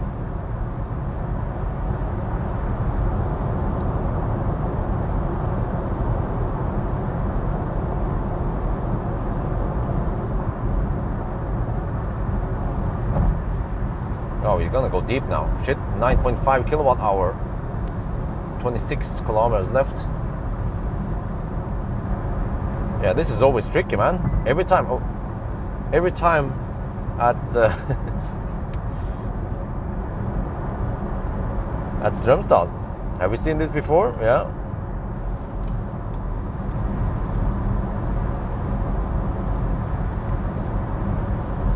Nine kilowatt hour. Damn, it goes down schnell.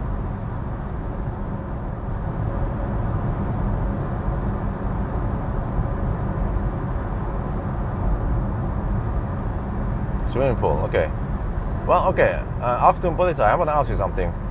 Outdoor shower for the swimming pool. I heard someone,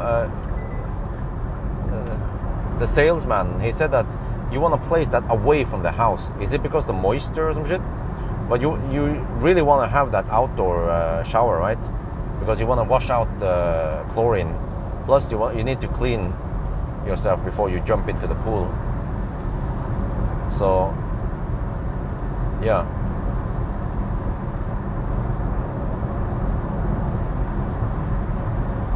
The pool will be raised in position on Tuesday now, so that would be a quite big event.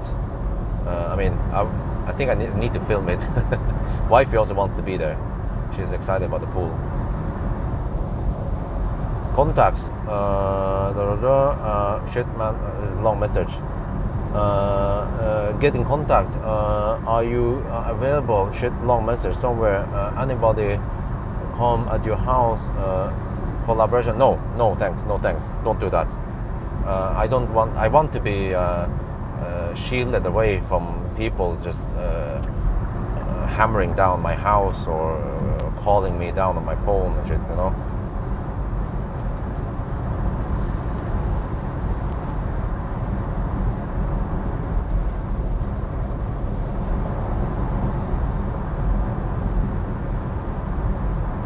Somehow people who needs to contact me, they find a way, either via Facebook or somewhere else, or even YouTube. We just leave a message there or comment.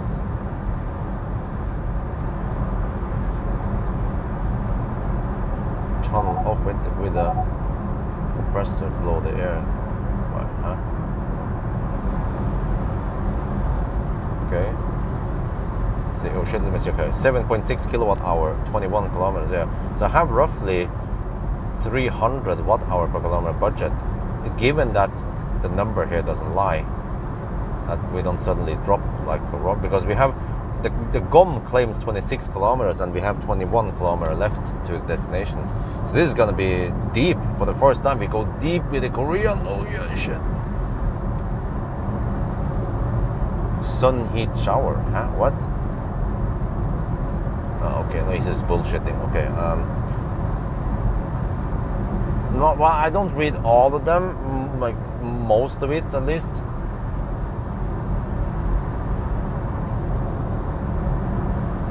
But eventually, one day, I don't have time for that. I normally just skip through and read it quickly, but I don't usually try to answer everything because it will be too time consuming. Plus, I get hammered down on Facebook. People message me all the time on Facebook page, yeah. And also some people also message me on my private Facebook, but I don't reply on that. I purposely ignore them because I have replied to some of them, but then the conversation is on. And then suddenly, I mean, people don't realize it, but if I spend 5 minutes replying to someone, that's only 5 minutes, right? Yeah, but then I have to do that maybe to 5 people, and that's half an hour almost done. And then, yeah, every day there's stuff coming in there, so I just have to ignore most of it. And most of it is mostly like, which car do you recommend me buying? Do you want? Should I buy a Tesla or the ID4, right? Or yeah. Oh, we are a Chinese company. We sell car accessories, floor mats. You know, I'm like, what? No. Okay, no thanks. I've done some of that stuff in the past, but people don't want to see advertisement for products or shit. No, but I have a pipe. I have a dedicated pipe from the house going to the shower, the outdoor shower.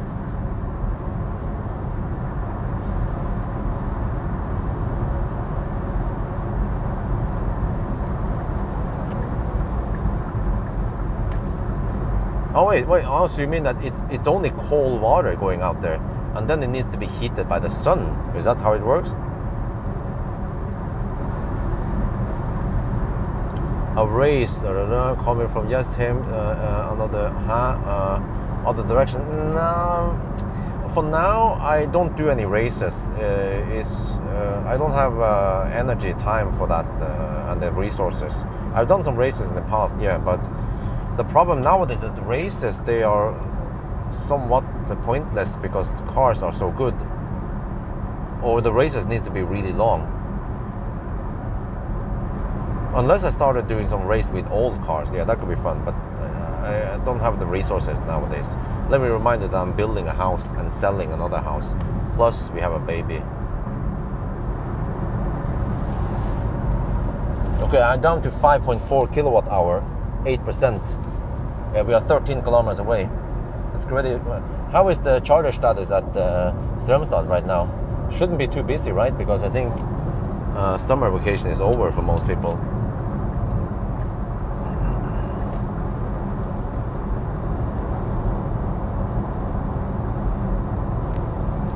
Yeah. Seriously, that was actually the worst one. The guy at Mora. I was actually getting pissed. Like, there are also some other guys also, like the guy who honked at me at the supercharger and kept talking. But especially that guy, that was the worst. Not only did he take up my time, and I was hungry, and he wanted to show me his products. You know, like, take that on email instead. And if I'm not interested, then I'm not interested.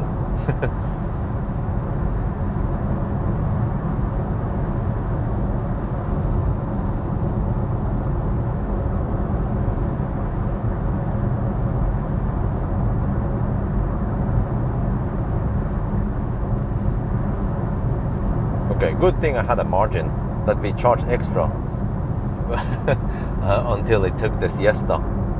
Yeah, because now we have 4.6 kilowatt hour left, and we have to drive 10 kilometers. Shit, this is gonna be deep, man. I have 7% left. Maybe we see some turtle mode here.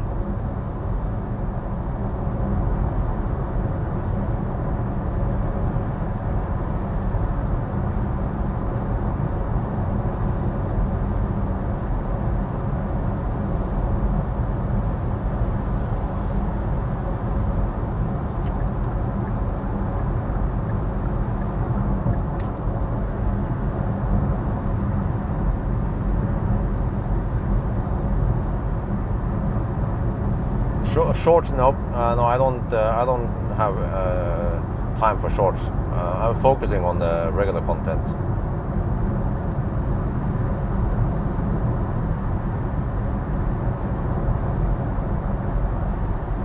Yeah, I tend to look at watch those shorts. They show up on my Facebook feed.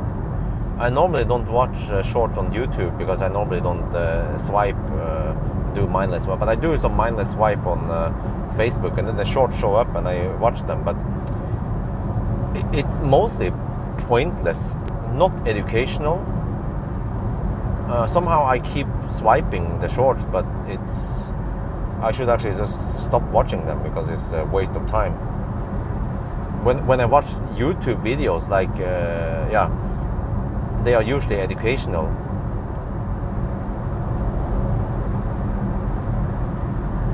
.5 kilowatt hour, 7 kilometers left. Oh yeah.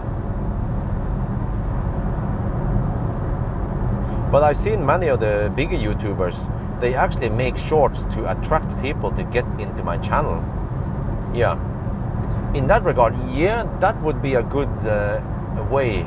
It's like an advertisement sign. You know, you want to get the customer into your store. But as long as you don't have a good advertisement sign with some neon lights, then they will never see your store from where they're walking, right? So in a way, shorts like that would be useful, and it's probably a reason why the bigger YouTubers, they make shorts.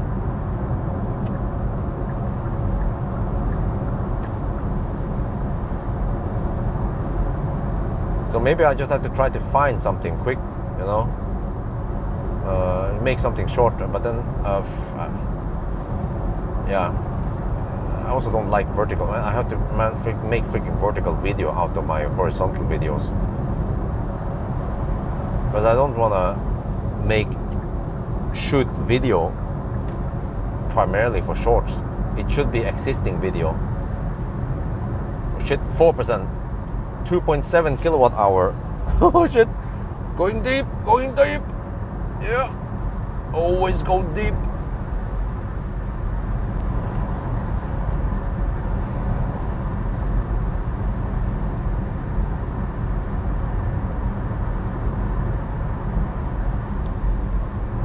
.4 kilowatt hour. Oh yeah. Okay, now we clear the hill. Oh shit, 2.2 kilowatt hour. 3% deep now.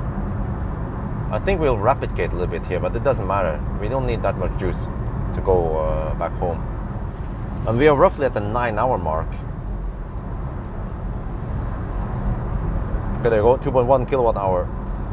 3% left. Now we go downhill. Wow.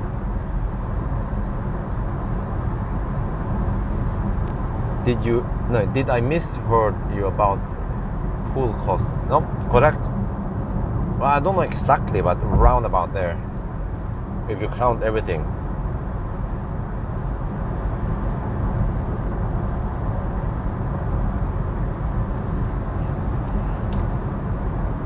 Two kilowatt hour left. Okay, we'll start regenerating soon.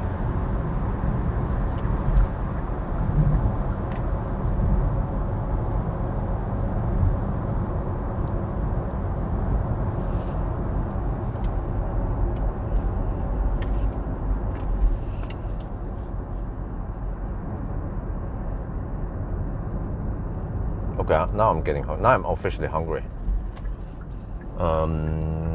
Yeah, you know what? I think I have time for some mushu. No, I mean for some Max Burger. It's 8. Max Burger is open. If I have to choose between Max Burger and some Circle K shit, then Max, right? Max all the way. Live your life to the max, they say.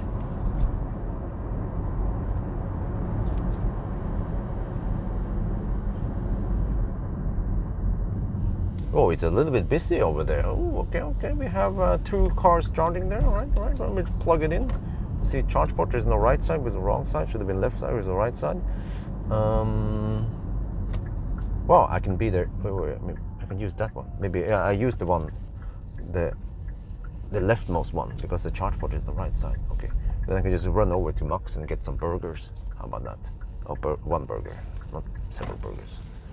Okay. Boom, boom, taxing in. Oh shit. Oh shit. Use gate number 1. Wait, I'm a little bit off here. Shit.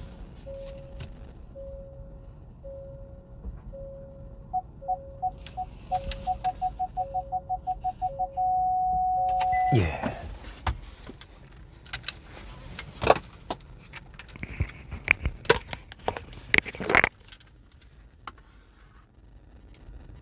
Strömstad.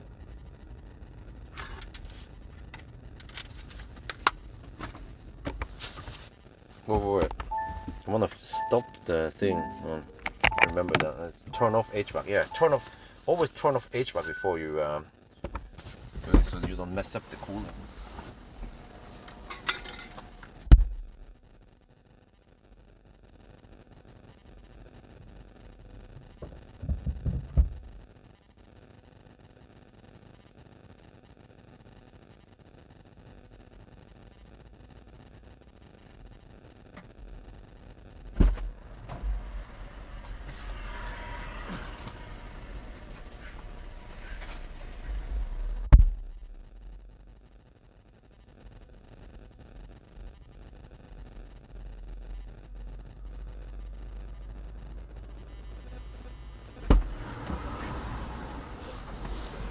Yeah, I'm gonna go for Max Burger, man. I don't know about you, but I'm so hungry now that I can have a big fat Max Burger. Wait, but do you wanna eat inside here or over there? Okay, I'll bring it in here.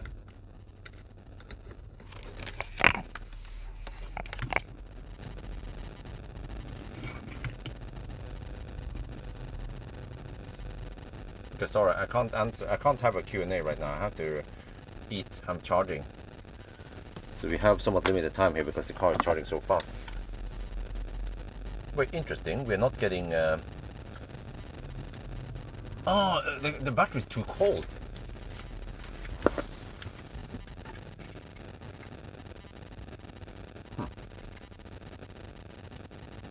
We are now at Strömstad, the last charging stop. And the time actually... Wait, I need to fire up this one. Okay. You see, time is 8. And I'm going to show you something here. So we started from Neumünster 11 today. We had a little bit of delays, a little bit of stau, right? So if we count, let's say 15, if we will count that as deduction, 15-minute deduction, it means that we have traveled for 9 hours. And as a coincidence, Neumünster to Oslo is exactly 1,000 kilometers. So this is more like the real world 1,000 kilometer challenge. When I did the 1,000 kilometer challenge by going back and forth here, I did it in exactly 10 hours. So this is going to look like very close to 10 hours. Yeah, all right. Wait, is it? So now I just have to do this and then wait. Okay, can I do this? Is it simple to just do this? Wow, the lagginess. Oh. Okay, like here roughly, that's where I'm going. Okay, and then set the destination. So you see now we are now. Wait for the lag. It bugs me about this. Yeah, the car kept bugging me about this while I was driving. I had to say no, or it kept bugging me that you won't make it here, you won't make it here. But we made it here. Okay, no problem. So yeah, look at it. It was slow, slightly cold getting earlier, but now 212 kilowatt. Oh yeah. But now I want to go to Max, because if I have the option to eat at Circle K something or Max, I think I'm gonna go for Max today. No, I'm not gonna use the pool in winter. We will drain the pool for winter. Okay, I'll be back.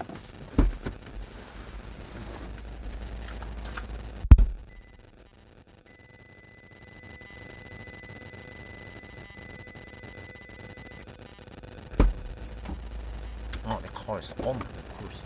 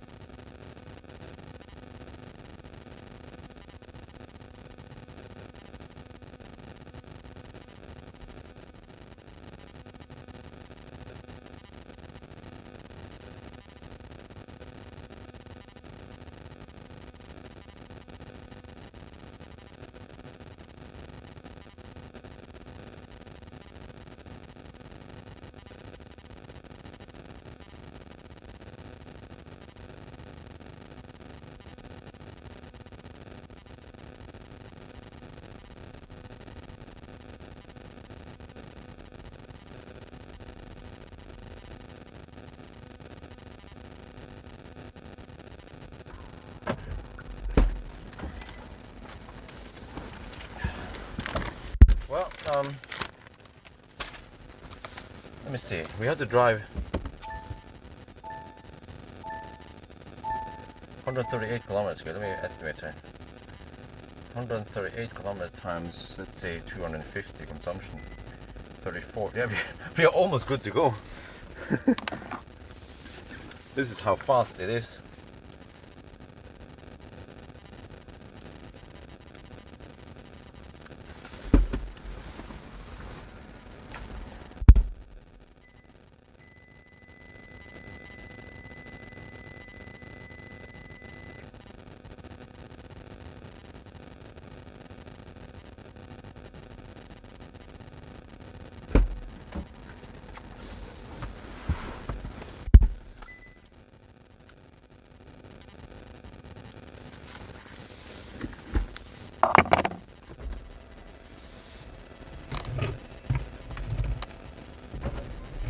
Oh, I'm not gonna open that one. Shit. Okay, let me see. I need to remove. No, what the heck? Just need to open the foreskin. Not the whole. There. Okay, I need to reconfigure the camera a little bit. And then eat, and then. What am I supposed to do now? I have enough juice to go home, supposedly. But. This car is too fast for me.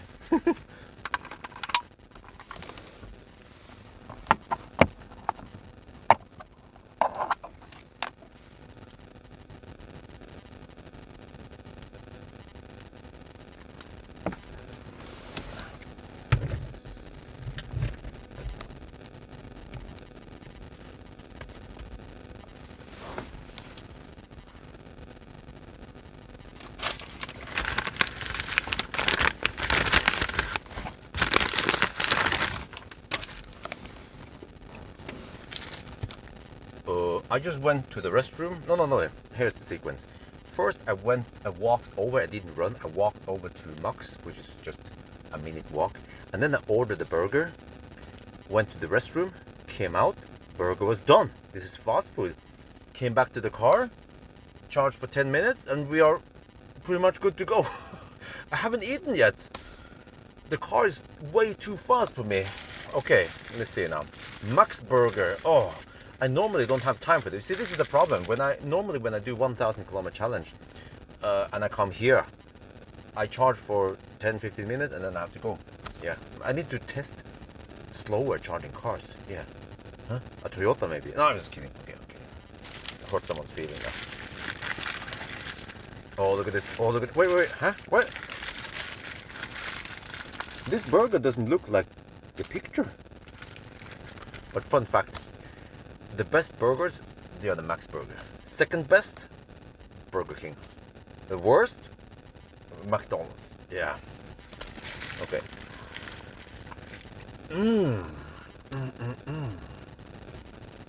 My last junk food before I go home now. Oh yeah.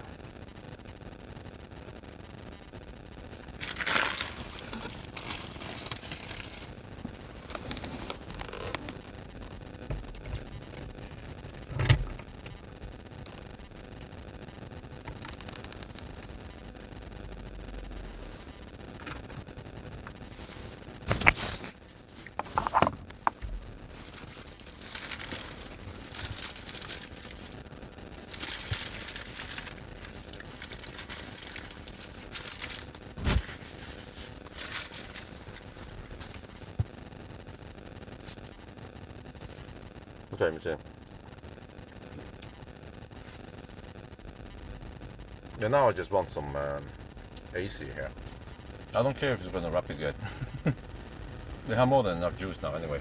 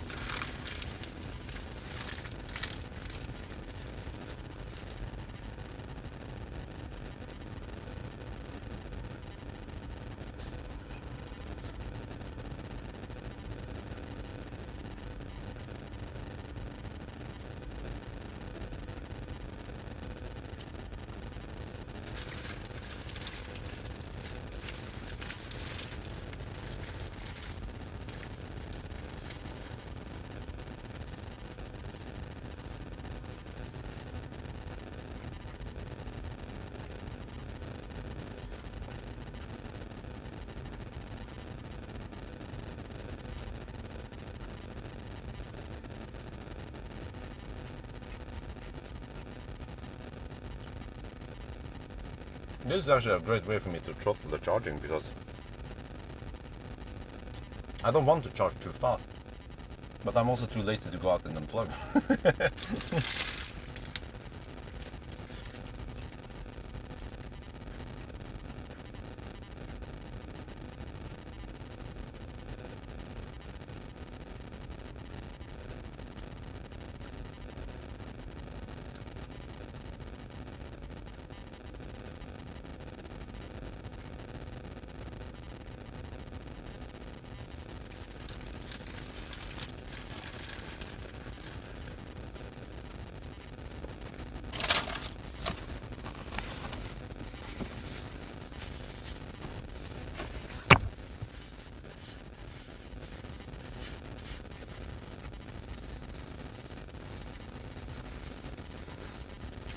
Product placement? No, don't do that.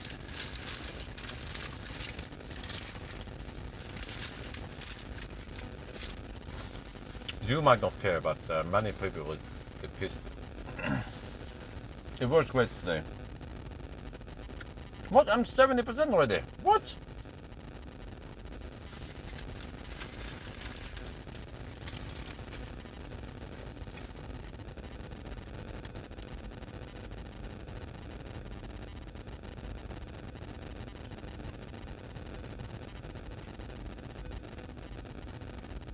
Oh, we're gonna hit the siesta earlier.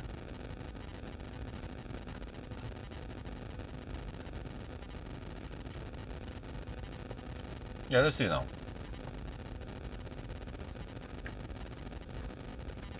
And it should also take forever to get out of the rocket case, since I'm stealing the AC.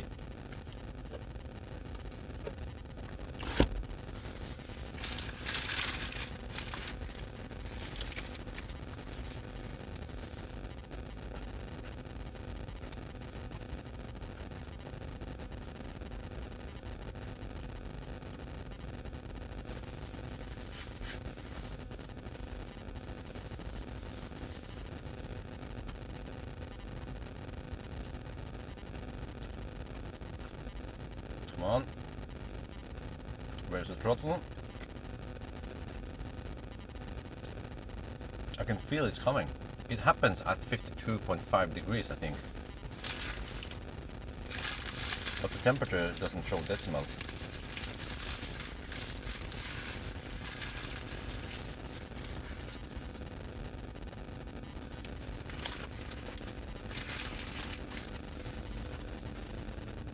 There. Look at that. Have you seen the Korean siesta this low before?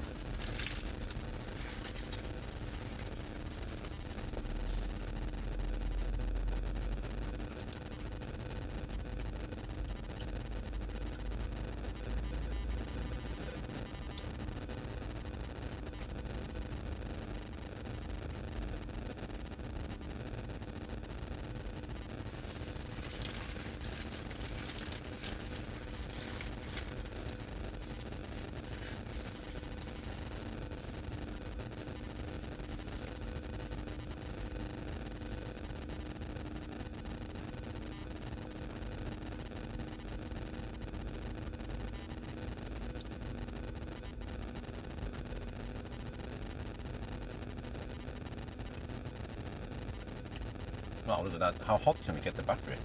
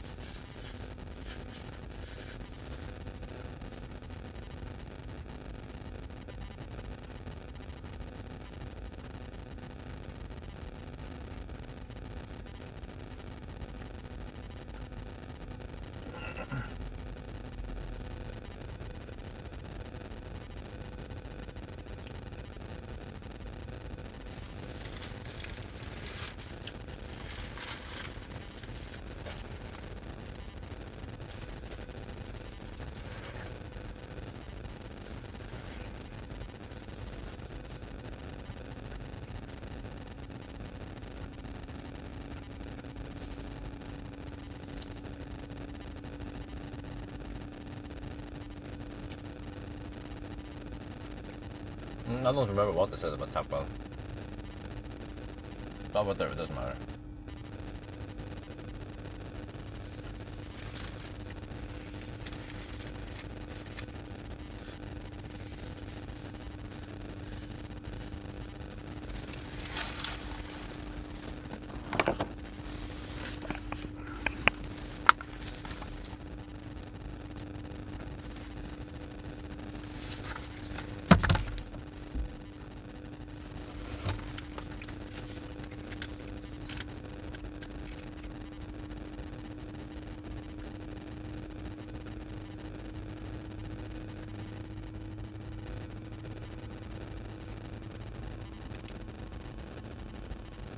You see, I'm still eating.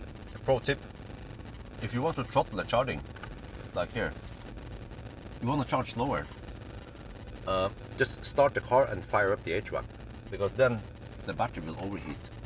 Here, 53 degrees Celsius, overheated even long time before we hit 80%. So yeah, I'm too lazy to go outside and unplug, so we just purposely throttle the battery to overheat. Okay, yeah, let's finish eating and then go home.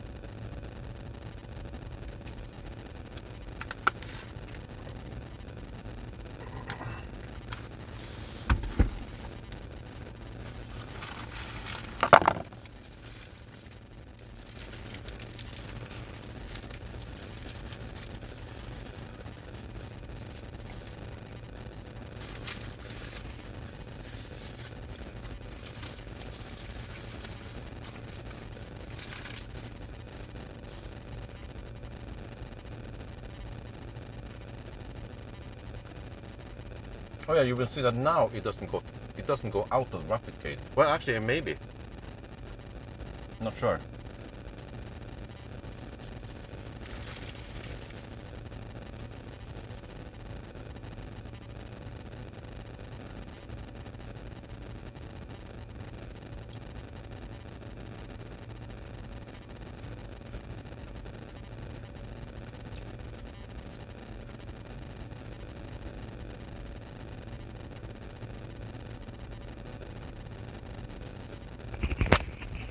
Was it better?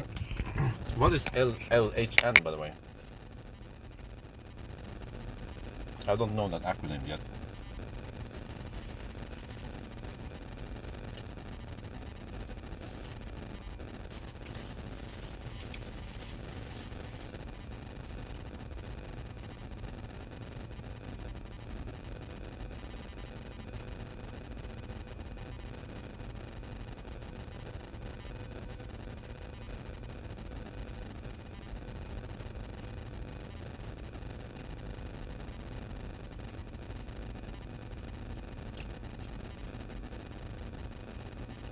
Well, oh shit, I only see 3 lines, 4 lines at a time. Oh, okay. Okay, I see it now.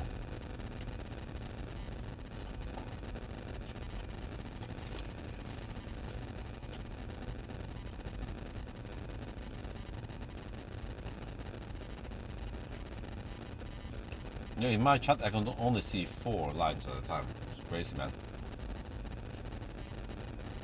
And if someone types a little bit longer, then suddenly I only see 3 lines or 3 chat elements. Oh, he went out of replicate. Damn! Like a ninja.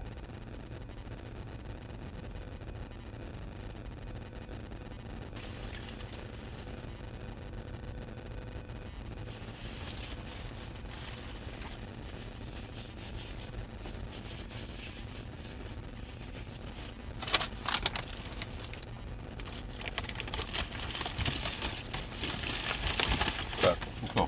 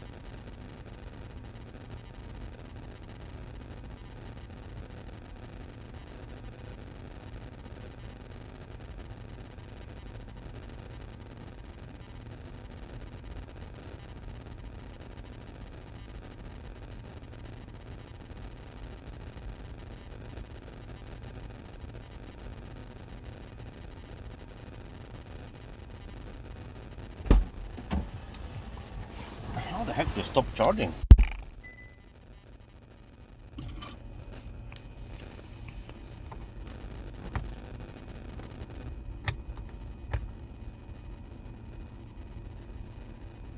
Yeah. Silver live.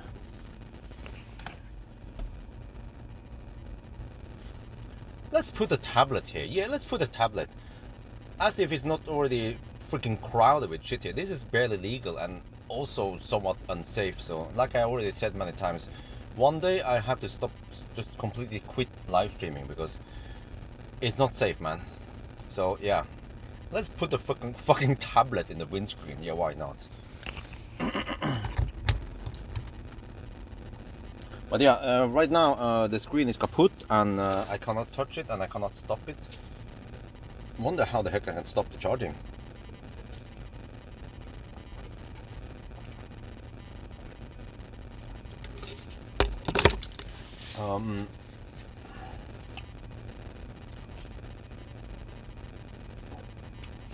How the heck do I stop it? What's this one? Is there a charging screen here? EV. No, there's no emergency stop on it. Okay, this is freaking silly, man.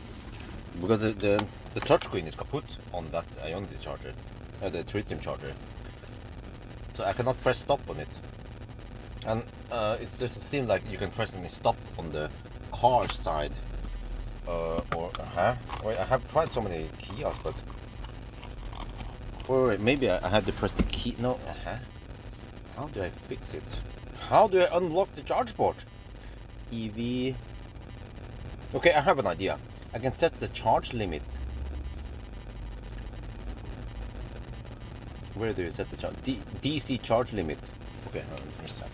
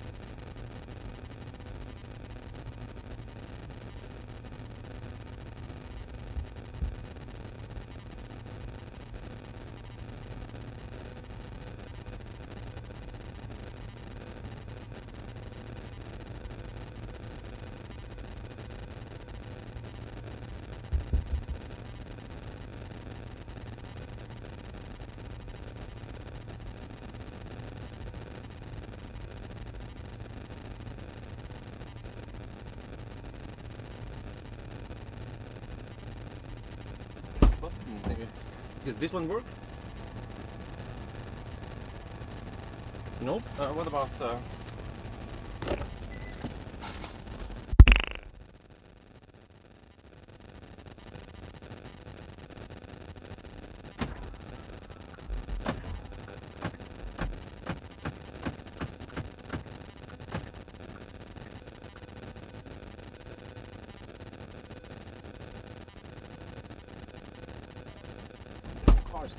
there is a charging screen, right? But this one doesn't have a regular charging screen. But I got an idea. We now have 85%. If we set the charge limit to 80%. Eureka! Like a ninja! Let me see.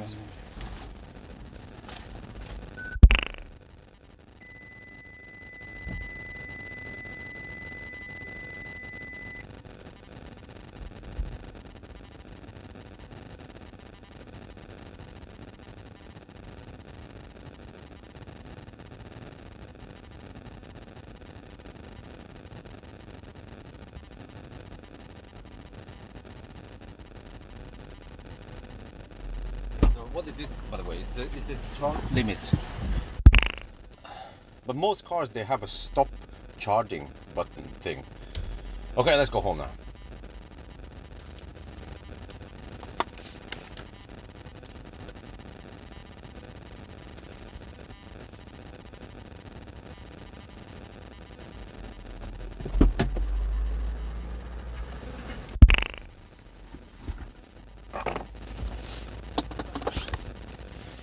Well, we stayed there almost half an hour because we couldn't get the charge port thing out.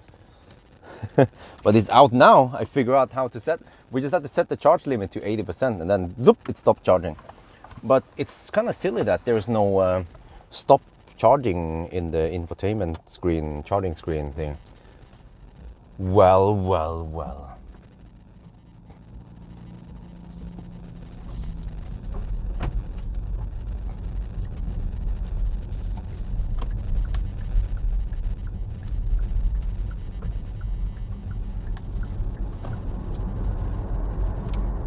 Use the app, which I don't have access to, or I didn't bother getting the access to it, because I already set up the car, and then I found out afterwards that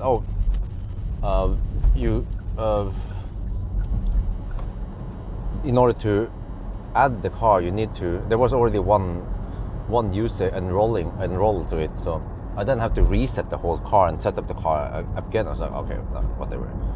I haven't really had the need to use the app during this trip anyway, but. Like I said, most other cars, there is a way. Usually, there is a button. Many German cars, there is a button to stop charging on the close to the charge port, or you can stop it in the screen. But this car actually doesn't have it, so that is nicht good. Highlighting a weakness here.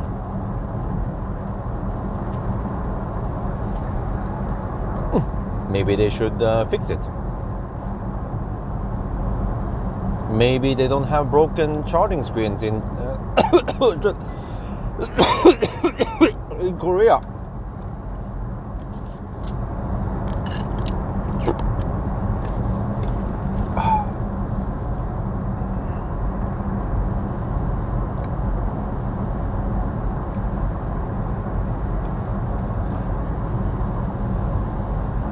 But we are a little bit over an hour away from home, so yeah, I'll be home around 10 as predicted.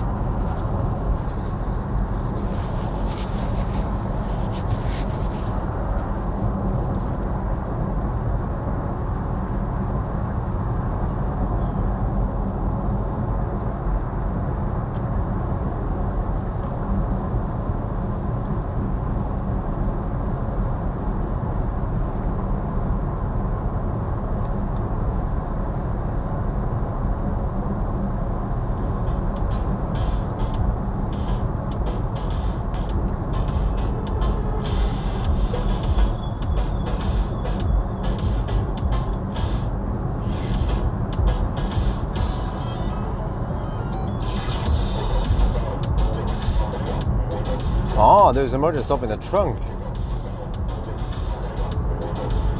Okay, that's a bit weird. Okay, well, I didn't know about that one. Oh, you have to pull it. Okay, interesting. But that's not very user-friendly, because most other cars, they have a way more convenient way of stopping the charging, especially in the screen. Tesla has it, Polestar has it. I think even the BMW has it. And like I mentioned, some of the other cars, they have a button inside the charge port usually that can stop charging. So normally this is not a problem because tritium screens tend to be kaput often. Yeah.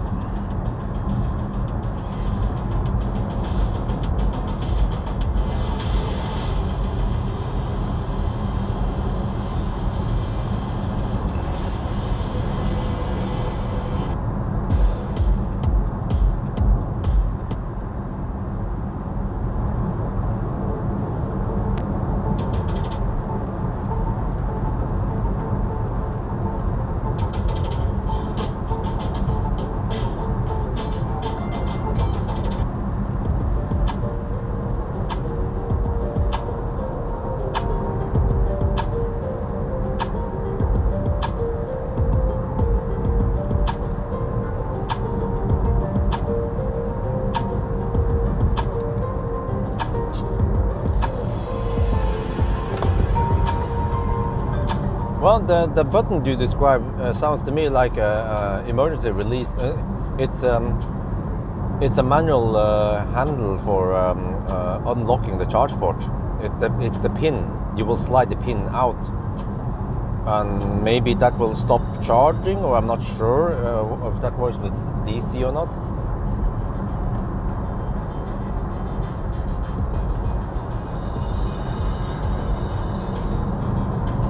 Okay, guys, try to seriously, please don't have so long messages. It's hard for me to read them since I'm driving.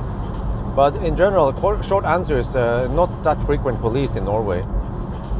Plus that they also give you some slack. Like I was even lasered a couple of weeks ago. They didn't care. They know that many people go over the speed limit. In most countries they tend to do that. So they just take the ones that go way over.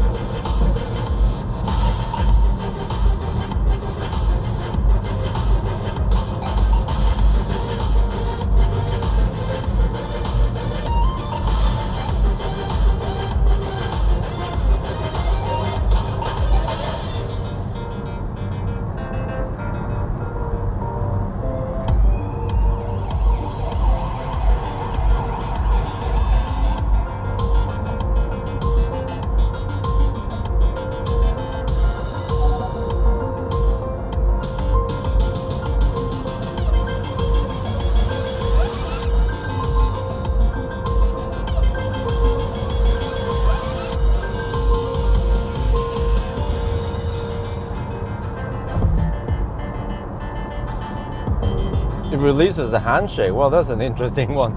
That's a new one, okay? It releases the handshake. Yeah, okay.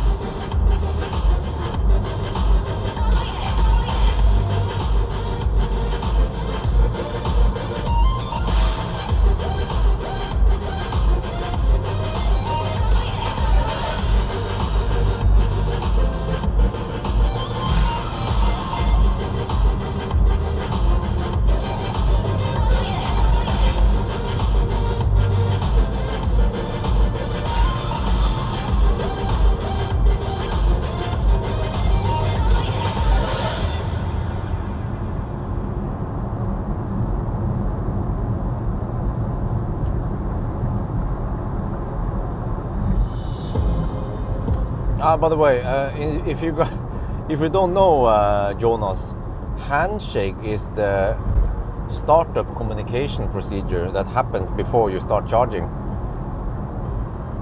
So it sounds quite weird if you say that it releases a handshake. I think what you probably meant was that it releases the charge pin that locks, or the locking pin for the Type 2.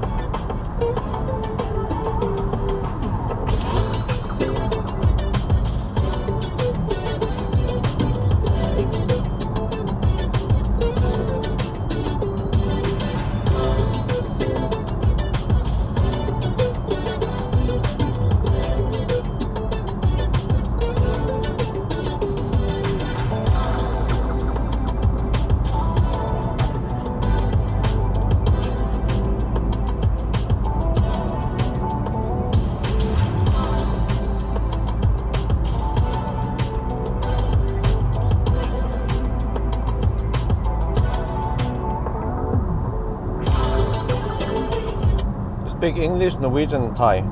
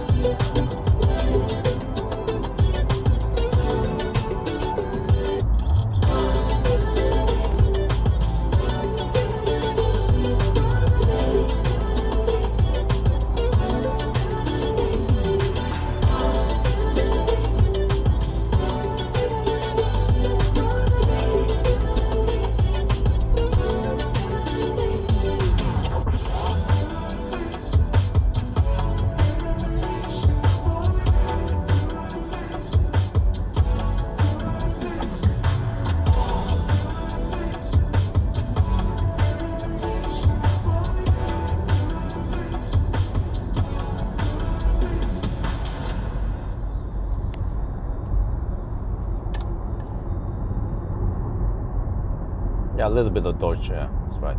Almost forgot that one.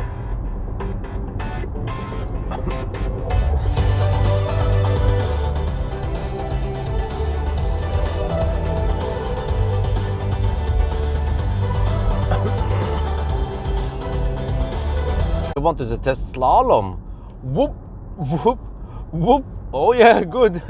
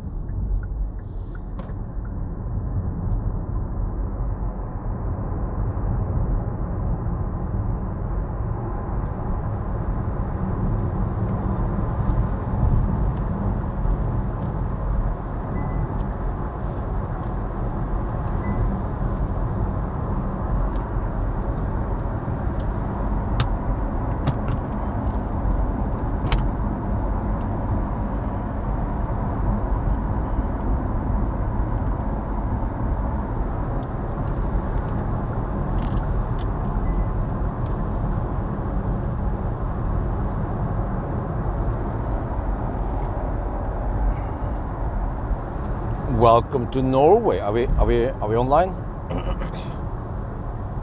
There's a quick border pass.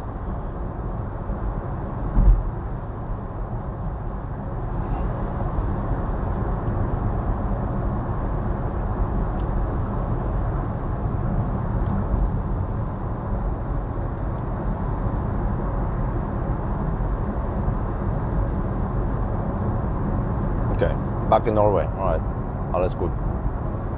So yeah, if we would look at the 1,000 kilometer challenge-ish, right? We are still we are roughly at 900 kilometers, and we are about to hit the 10-hour mark. Okay.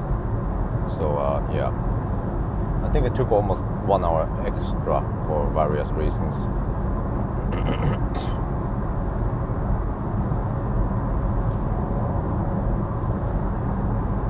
But this is now me not stressing too hard when I travel.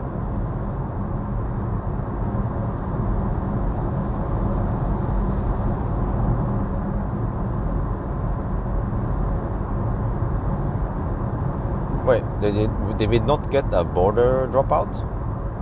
Because eventually, that means that eventually we will get a dropout somewhere. Like we are still on Swedish carrier. Swedish 4G. No, that can't be.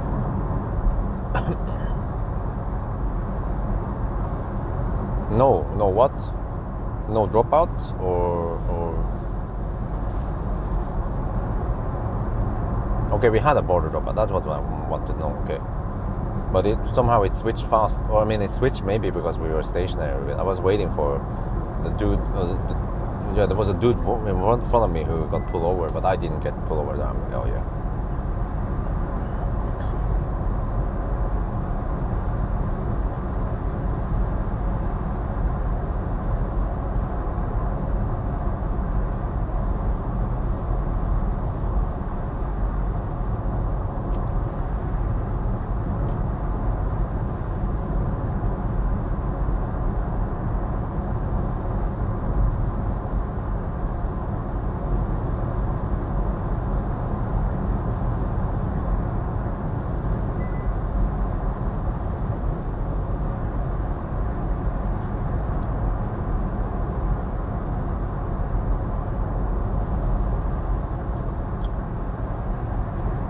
Okay.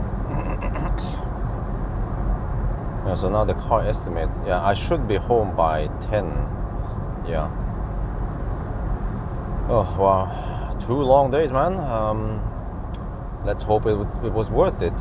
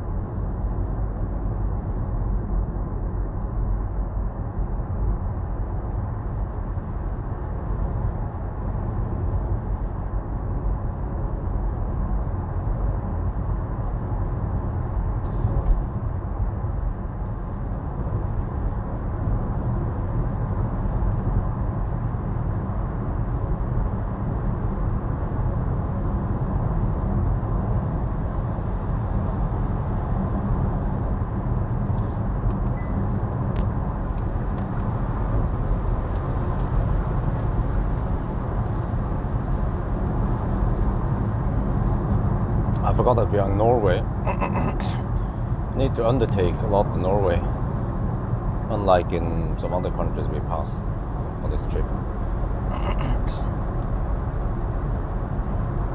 The land of the left lane huggers. Oh. Yeah. Okay. Yeah. This might be one of the last long trips for this year, because from now on it's going to be house stuff, regular trip, like regular 1,000 kilometer or some range tests. Yeah, not too super exciting trips for the rest of the year, at least.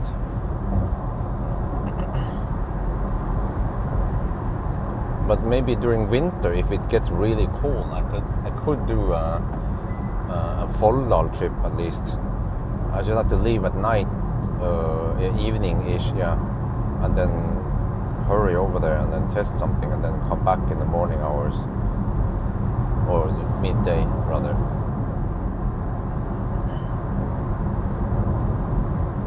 But that's also a little bit tiring because I then have to do some daddy stuff usually until around 9 or 10 in the evening, and then I can hammer it for Folldal. But it takes a long time to go to Folldal, but Folldal is the place where you want to be when it's cold. So I normally need around 5 hours in order to reach Folldal. So I can reach Folldal around 2 or 3 at night, and then I can sleep in the car for maybe 6 hours. Yeah, unless I do something else. But for some reason, those Folldal trips, they get lots of views, so they are definitely worth it. I get over 100k views just taking a half-day trip. Thailand, most likely not. Wifey wants to go to Thailand. I was like, first, in the beginning we were planning on going to Thailand, but I soon realized that that is not going to happen because we just a house, just house, say no more. But she still wants to go there. I'm like, what about the house? What about the stuff we need to set up? It's not finished in October. It's not like we walk into a hotel in October. Still need to set up and save money and buy stuff. And I don't know how many times I have to go to maybe IKEA. It's expensive, but we have to buy this, buy that. There'll be stuff I need to deal with, money I need. Trondheim, not happening anytime soon because of the situation now. But it's not like I build a freaking house every year. So I'm assuming that it will be at least 5 years until next time. Yeah, I'm not sure how long we're gonna stay here, and whether I find out that I need something bigger, or if my economy and demand changes.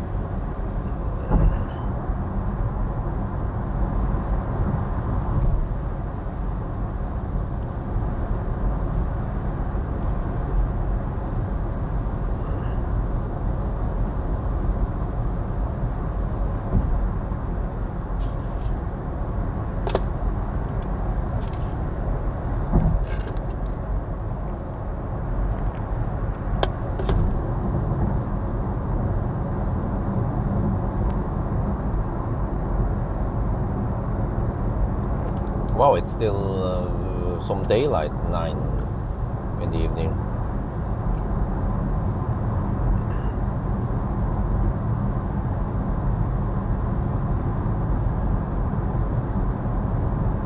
In general, are they good at driving? Yeah, they are usually safe drivers, and in winter they are quite slow, which is in general a good thing for safety, but it depends. Well, actually, in general, they are not that great. Many people don't understand traffic flow and like zip merge, shit like that, using blinkers, shit like that. But I guess that applies to every country. Exactly, house is highest priority now. It's like you can imagine if I'm a snake or some shit like that, right? Or I don't know. I'm gonna toss out my old shell because I've grown out of it. So I'm about to change my housing. Yeah. So it requires lots of attention and energy. But hopefully the new house will be good for many years. But on the other hand, I'm not counting on staying there until I grow old. I mean, who knows? But in my head, there is a possibility I want to move already in somewhere between 5 and 10 years.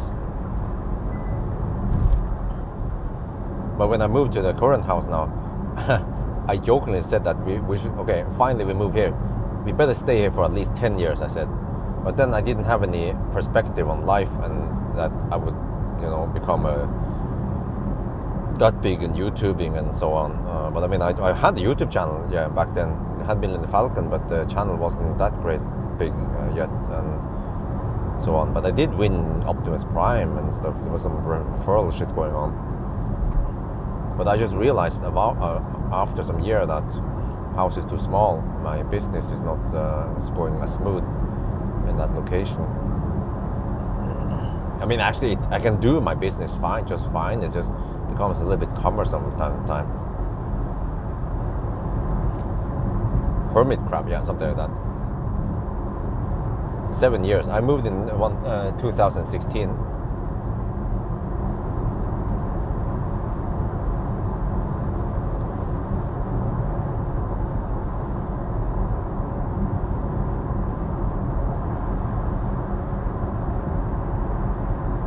So this would typically be a 1,000 kilometer challenge. If I started from Oslo at 10 and I will now be heading back home, yeah. Well, except for this one would take 12 hours if I start at 10. But this is how it was before. Actually, for the longest time, you guys remember, right, when I did 1,000 kilometer challenge, like there would be no one charging at Ionity. Like Spekkere, Valberg, yeah, those chargers. Like I remember, like, I would be the only one charging there in the daytime. No Ladersdown. They had less stalls back then. Yeah, they expanded now. Will I ever go back to driving in the daytime? Most likely not. I like the night hammering. So there's no way back.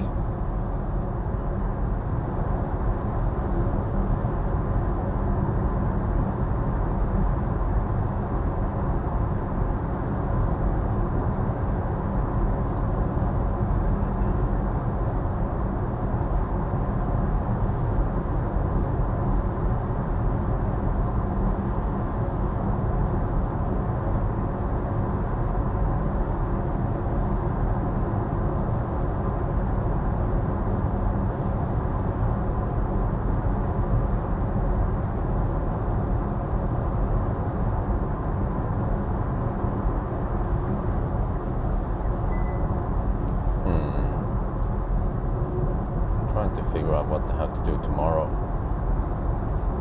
I need to get my hair. I need to get my hair cut.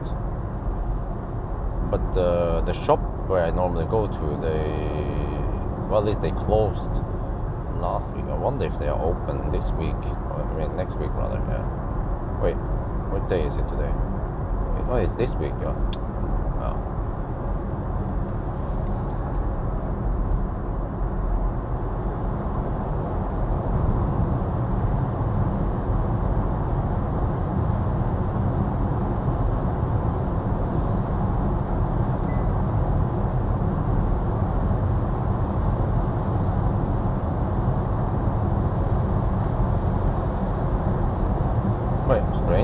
I don't have 450 kilowatt power. Oh, the state of charge is too low. I have 70%. Or the battery is too cold. Interesting.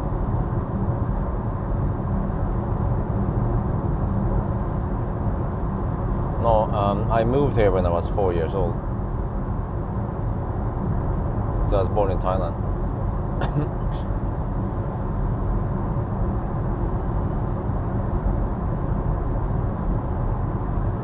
Oh wow, we have nice weather in Oslo for once. Well, it's a bummer I couldn't pull off a trip to an Arctic Circle or Bodø this summer. Maya is traveling back home in about 1 week from now on. Wow, 3 months passed that quick.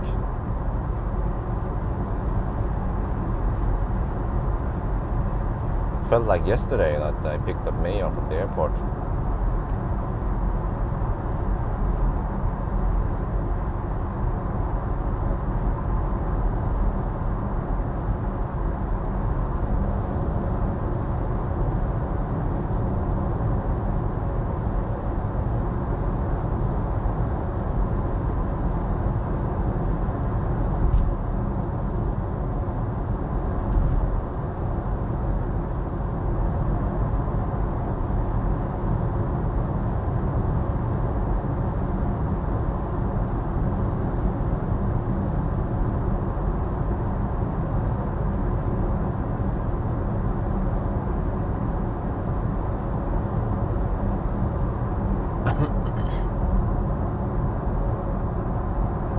Huh? My father German? No.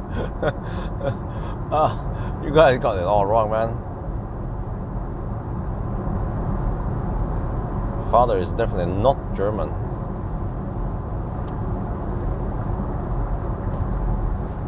I wouldn't look like this if he was German, no.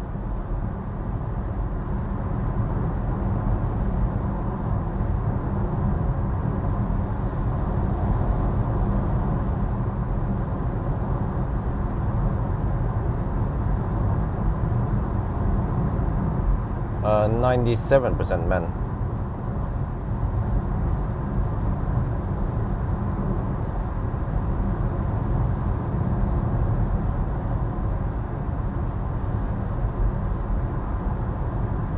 Oh, the Fiskars are going to Norway. Oh, there was 6 Fiskars on that that truckload.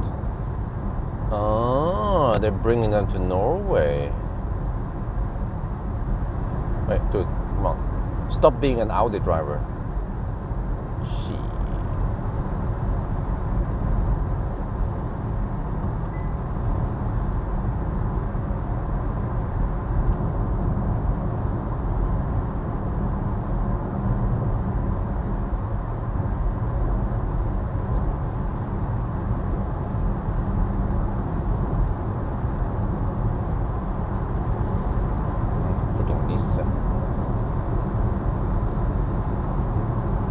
Well, actually, it's a woman.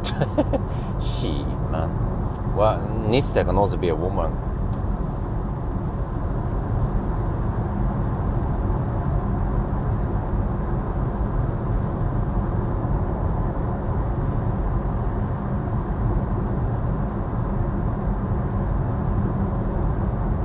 Narrow mountain pass, huh?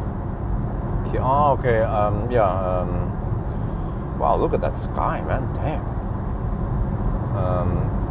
Trollstigen road trip. You know, that was actually a quick and efficient trip. We went there in the evening and then I came back. Oh, speaking of that one, huh? I have more or less given up the 4K channel. I might just delete it eventually because it gets in my way every time I choose when I select channels. I tried it, but for some reason it didn't work, and I don't see any reason to keep the channel. Just like I made that Tesla Bjorn's vlog channel thing. No, I just put that one in the main channel, but I will not put 4K landscape video stuff in my main channel. No. Nissemo, yeah, that's right.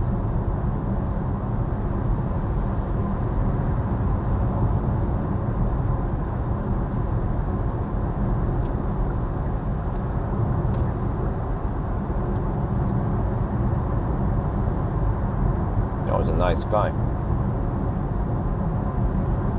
A little bit bummer because it would be interesting to see how, I mean, just experience another trip to the Arctic Circle during summer. You know, it would be bright all day, all night, but now it's getting late in the summer. So, yeah. Well, unless I hire if I hire a nanny, but I'm not sure if it's worth it just so I can go to the Arctic Circle. So it's not that important to go to the Arctic Circle. Yeah, I can just do stuff around home. No worries. I actually have lots of stuff I need to do. I have to also go to Bilkomponenter, to one of my sponsors. He's going to show some Model Y accessories, plus some a Frankenstein leaf accessories. Need to work on that shit also. Plenty of stuff I can do if I have free time.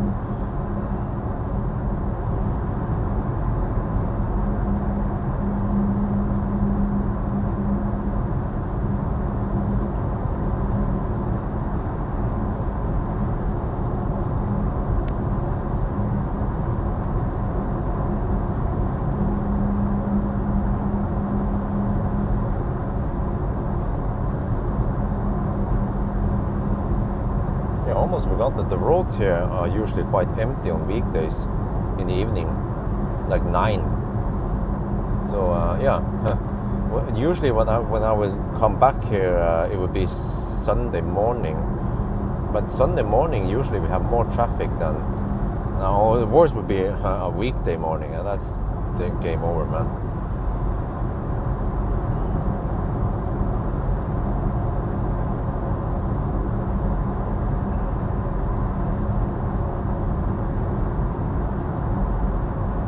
Stop video, how do you mean? Well, I'm not gonna waste my time and money on it. I tried and it didn't really pay off, or people were not interested, so I realized that it's just waste of time. And a good thing I never invested in any extra equipment for it. Just use whatever I had. But I spent a little bit of time on it just to see if it will work out or not. Yeah, that is a nice sky. Because the further north you go, the brighter it gets. Yeah, still for now. Yeah, for now.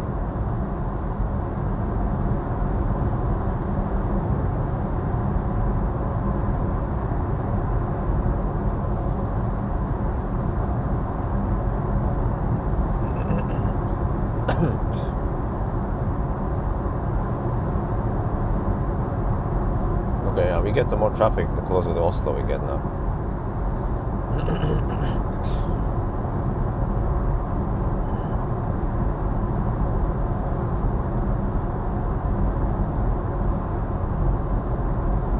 Yeah, and then more and more EVs we see now. So Zoe, I see a Tesla.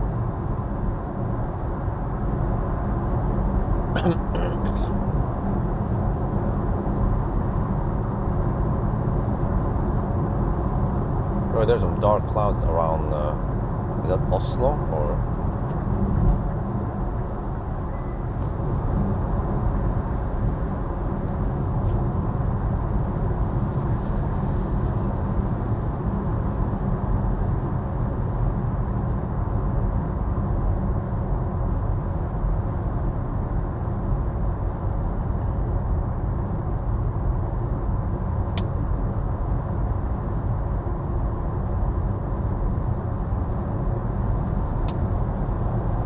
That guy has something in his carry. I wonder if it's sand or some shit. Just want to keep a distance.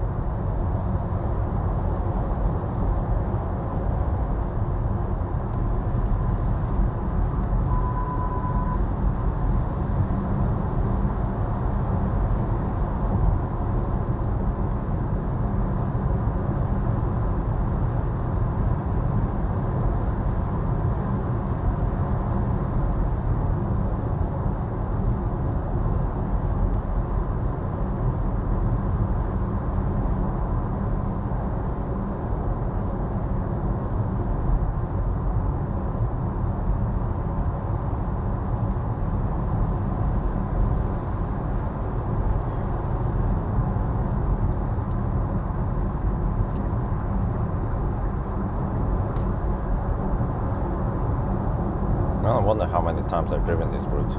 I used to drive, for example, I used to drive Gol a lot. There was a time when I drove to Gol and also Østerdalen a lot, and Gudbrandsdalen, also Bergen, Stavanger. Now, lately for the past 2 years, after I stopped nimbering, I feel like I've taken this route a lot. And also somewhat also the Yellow route.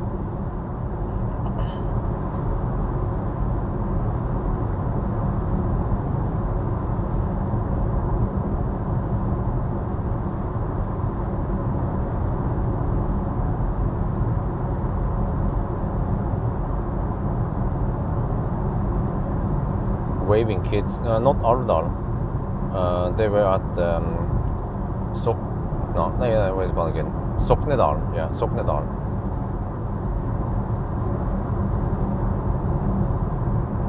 Wow, that was a long time ago.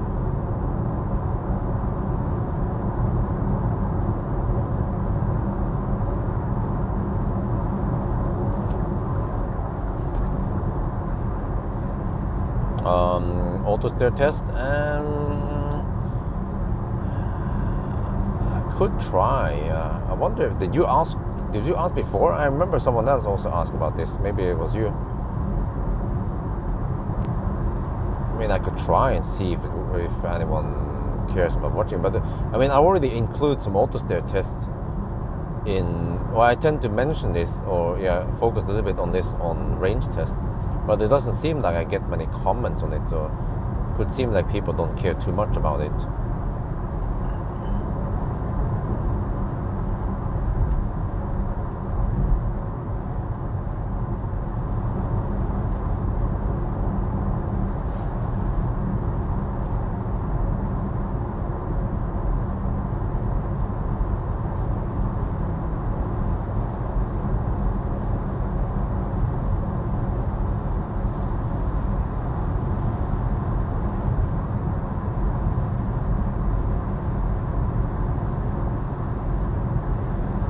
Well, I don't mind Oslo, Holland. I don't mind that stretch as long as it's night, no traffic, and no Baustelle.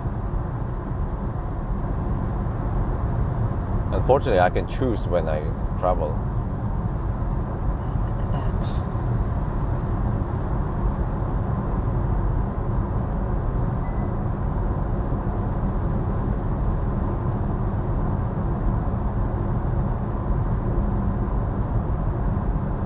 Okay, that means someone else asked about it, okay.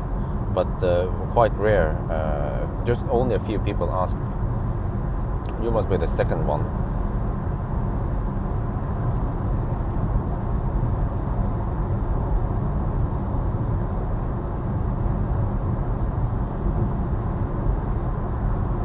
But personally, I don't care too much about it. I'm not interested in it because the test that I make, I am also interested in the result, right? But on the box, I want to know how much space do we have?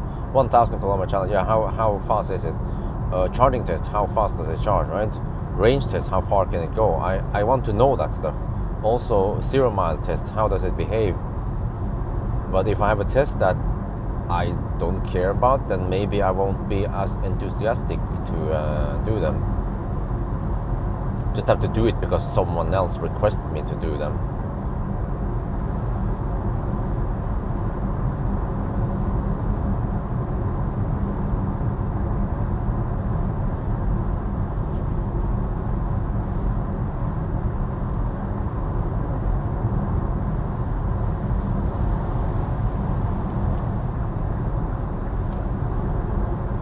You know, there used to be a toll booth and stuff over here.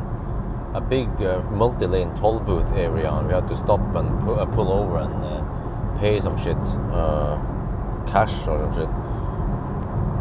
And then they removed it.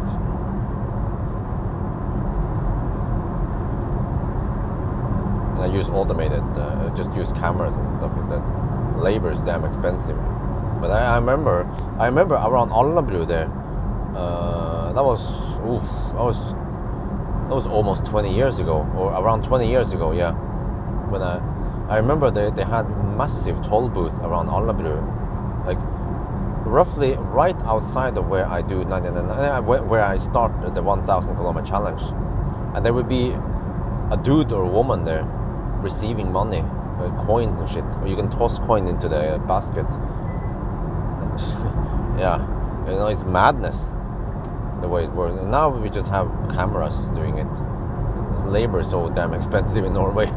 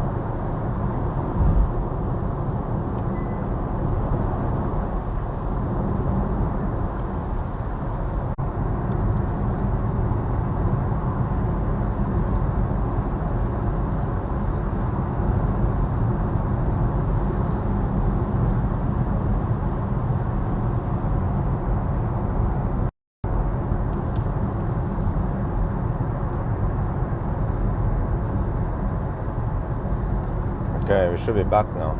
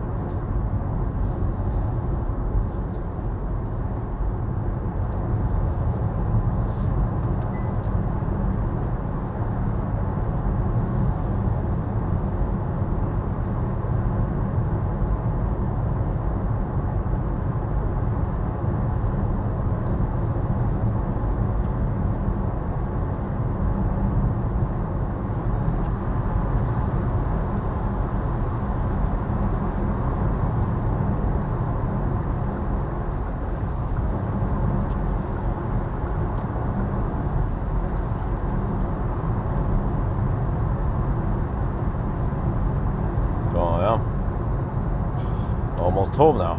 It feels like a very long 1,000 kilometer challenge. It's like a double 1,000 kilometer challenge. Yeah. It's like the 2,000 kilometer challenge. Plus some hammering in between there.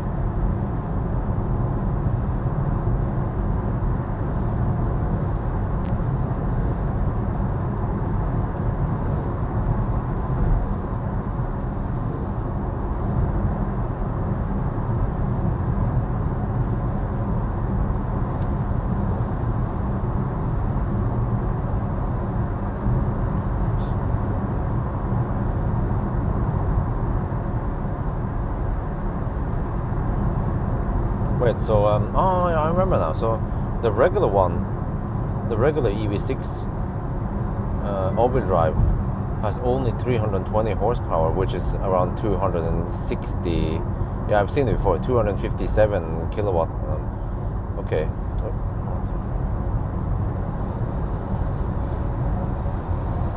Yeah, so that's a big difference. I mean, even this one, even the GT in the throttle state has more power than the other one. So yeah.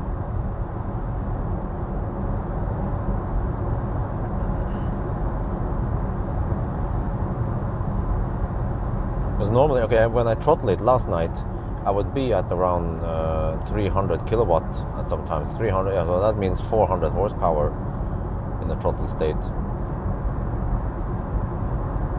But you really have to push the car. But then, on the other hand, if you're only cruising at 200 kilometers per hour, then you don't need all the horsepower. I noticed that we were pulling around 120 to 150 kilowatt to maintain 200. Well, fortunately, the tunnels are not closed today for maintenance. They tend to be that in the evening. Well, actually, normally they would do that after 10, yeah.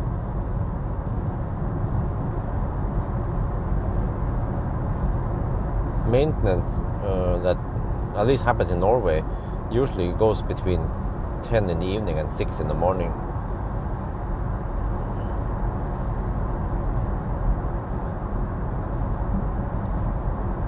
This one is the gray, I don't know what you call it. Looks like brushed steel, you know, gray, matte brushed steel thing.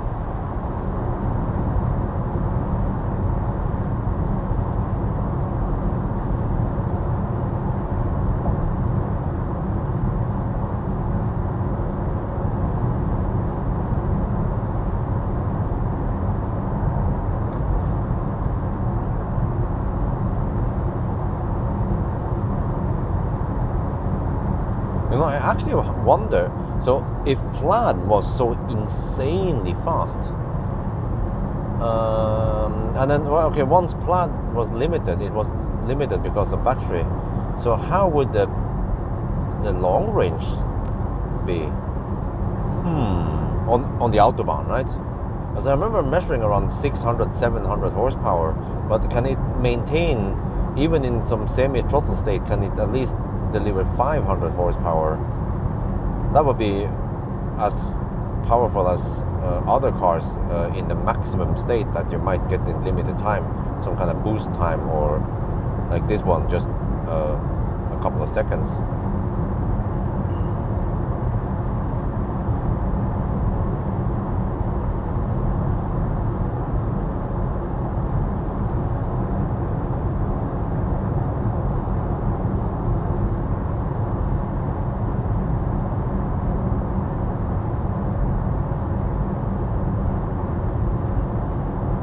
What do you mean more premium than performance? You mean faster? More? Did you mean more power or faster than performance? Because premium typically means interior or some shit like that.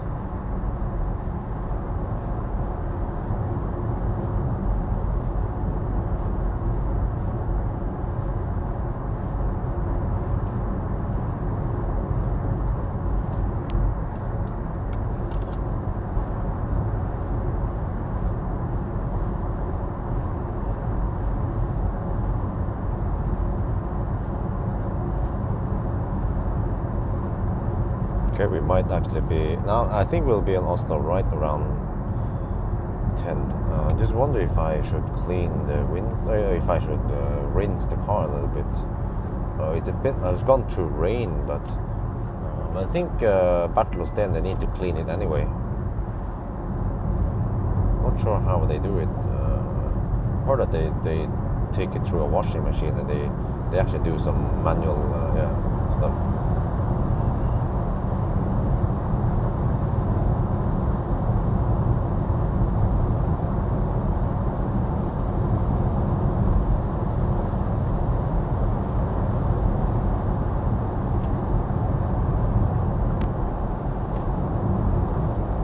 Neumünster is a small town.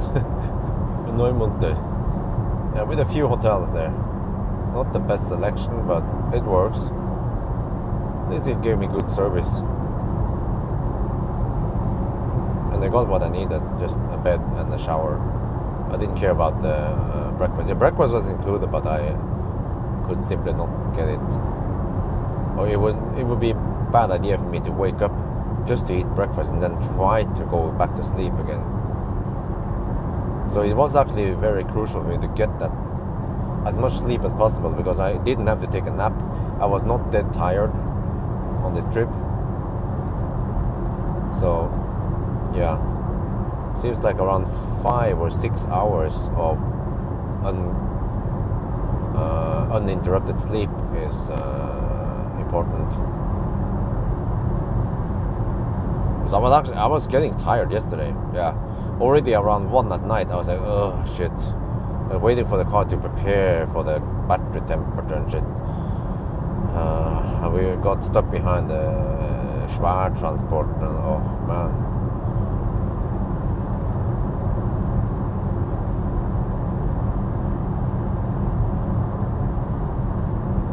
But you see, I can do this. I can drive for 2 days.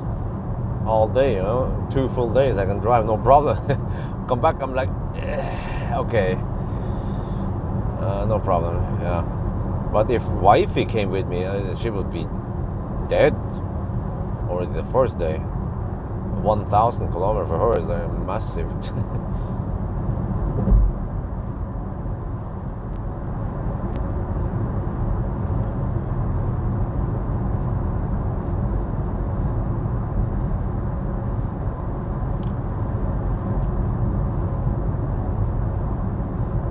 Oh, by the time I finished the test, I remember around 4 at night we were charging, and then I ended the live stream.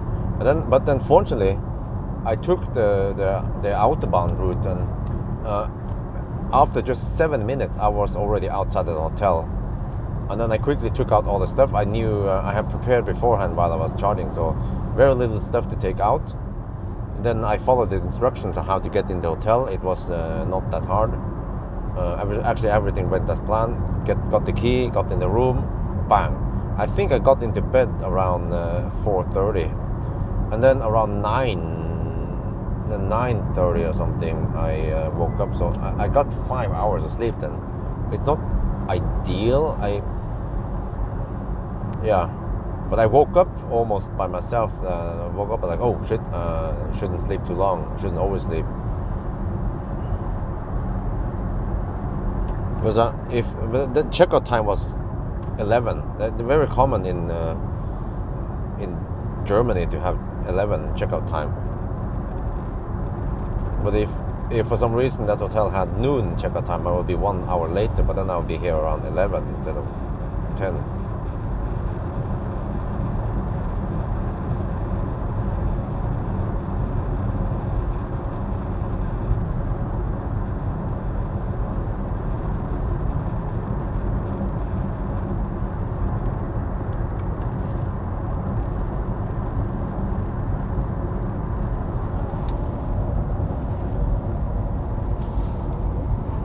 Okay.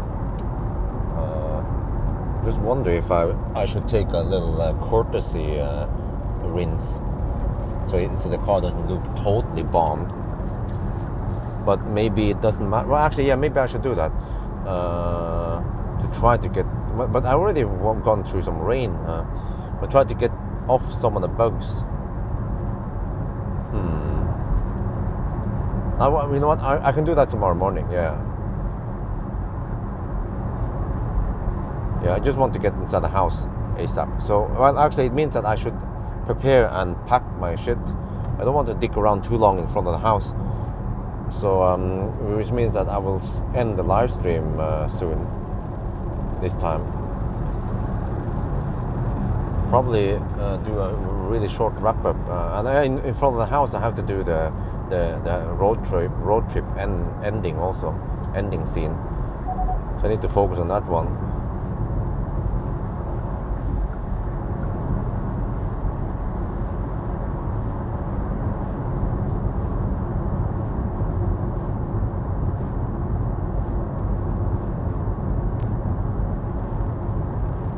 10, no. But this was 11. I have never seen 10 in the morning. Most hotels there that I've seen, they either have 11 or noon checkout time.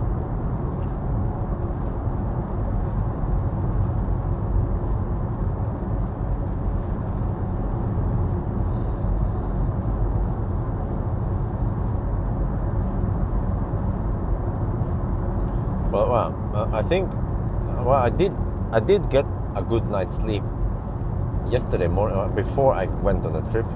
I think I got a full. No, actually, it wasn't that long, but I got at least around 7 hours of sleep before the trip. So, yeah. Now I feel like I get a bad stomach. Shit. Why is that? It's not the burger, is it? Maybe something else. Okay, I should just go straight home now.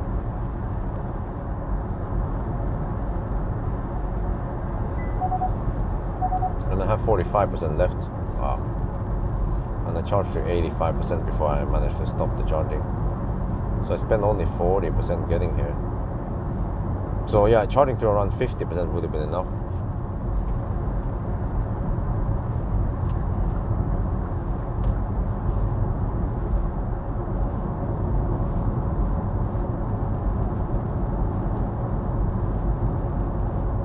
I had Rose Garden yesterday,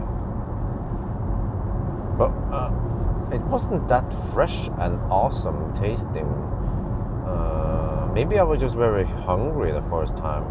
But at least the ice cream was good. Ice cream and fried banana.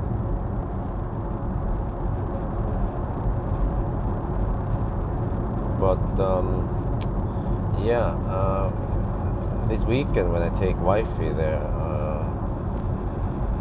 it might not be on the highest priority list for food. Might choose other places first, like the ramen or the other stuff, the Thai cafe, or my coffee. And we should have some fresh sushi at Chop Chop. That one is actually very good. Don't think about it.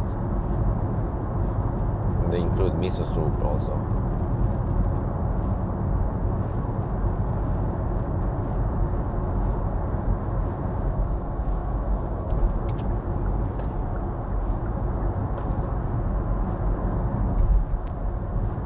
But yeah, yesterday I had the buffet. I finished the buffet around 4, and I think we waited all the way until midnight before I had another meal.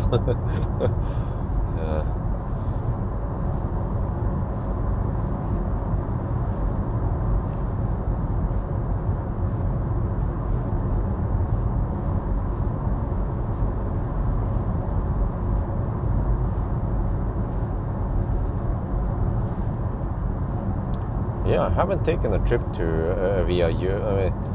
I haven't taken the Goal trip much lately, but maybe it's a good thing because they are building new road over there, the road construction. But also, I haven't taken the Bergen trip lately. But you know, that trip from Voss to Bergen is actually one of the most dangerous roads in Norway. There's been landslide and shit, so it's actually good that I don't travel there too frequent. Like, who knows, you know, when I'm passing by, then there's a landslide and get a freaking rock on the roof of the car. I should stay on safe roads. The Mjøsen route is very safe. Also, the Swedish route here is super safe, both in terms of road standard, but also in yeah, like flooding, and almost no flooding or landslide or shit like that.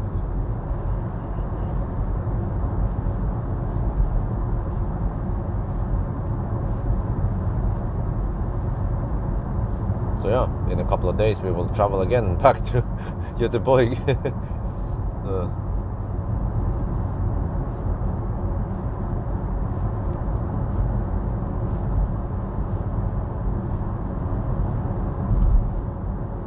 Oh, the battery has cooled down to 22 to 27 degrees. Huh, interesting. Ah, wait a minute. Wait, I didn't pay attention. Did it preheat earlier? Or what the heck did it do? Because I never really colgated during the trip. I didn't. Yeah, if I colgate, I would have bitched about it. But every time we arrive, we would get 200 kilowatt, right? And the battery would hover around 27 to 30 degrees. But I didn't pay attention that the battery heater was running or shit like that. Yeah. But now, yeah, 22 degrees, that would be Colgate, man. 22 to 27. Okay, wait, I have to find the fastest way back home. Maybe I take Ole Devik's way. Here, no wait, no. Or...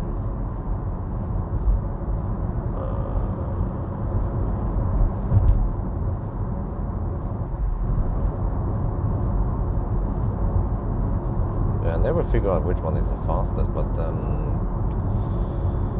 this time I think I would. Okay, I know which one to take now. This time, okay. I'll drive via Bileksperten.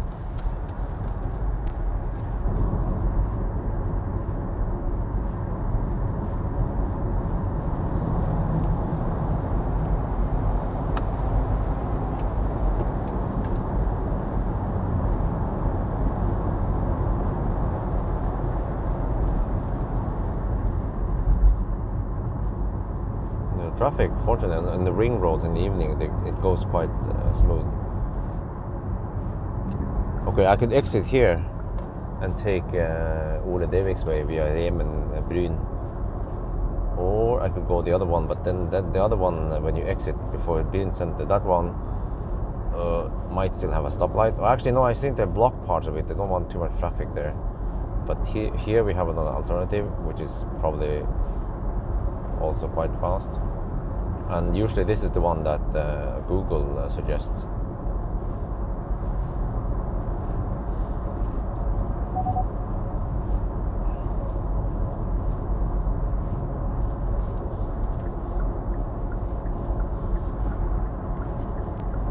Wow, think about this. I live in Oslo for 23 years now. And now I'm just moving to Jessheim, but I will still have to go to Oslo quite often.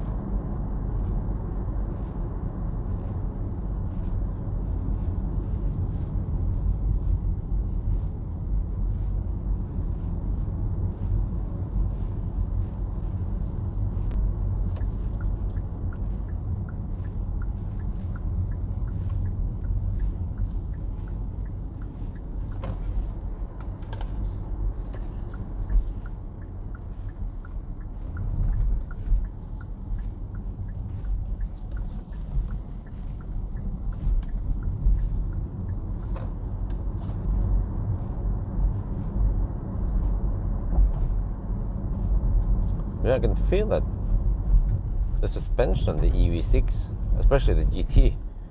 Okay, it's a bit it resembles Tesla in comfort, and especially the latest Tesla. There's almost no body roll, but you have the comfort over the bumps and the sportiness.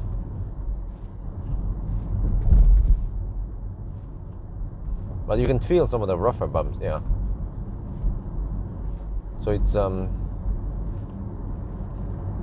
this is the way I like it. I don't like the boat feel on Ioniq 5.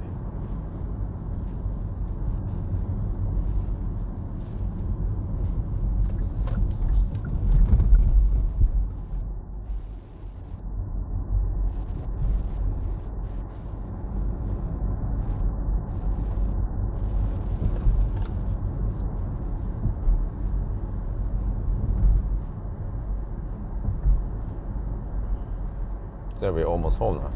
People are actually driving quite fast over here. Normally in the daytime there'll be lots of slow Nisse. It's 50 zone, and sometimes I get stuck behind Nisse going at 30 around here in the daytime. Typical Toyota drivers. And now I'm a little bit surprised that they go fast, almost faster than me.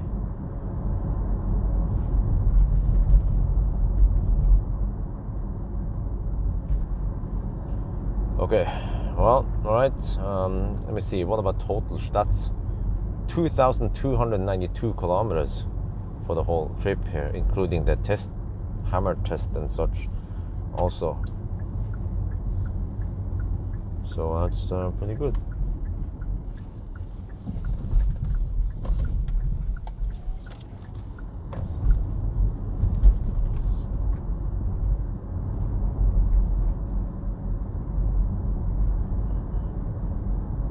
Bumpy roads here.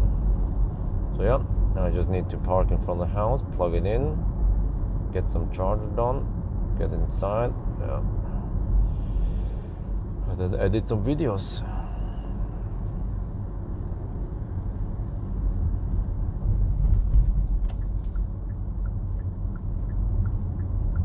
Welcome to the ghetto. Yeah. The Alnabru ghetto.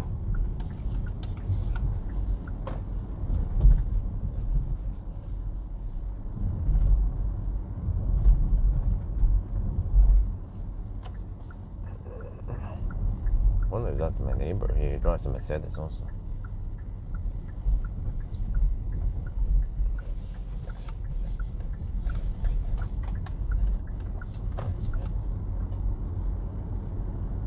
Yeah, so anyway, I'm gonna end the live stream.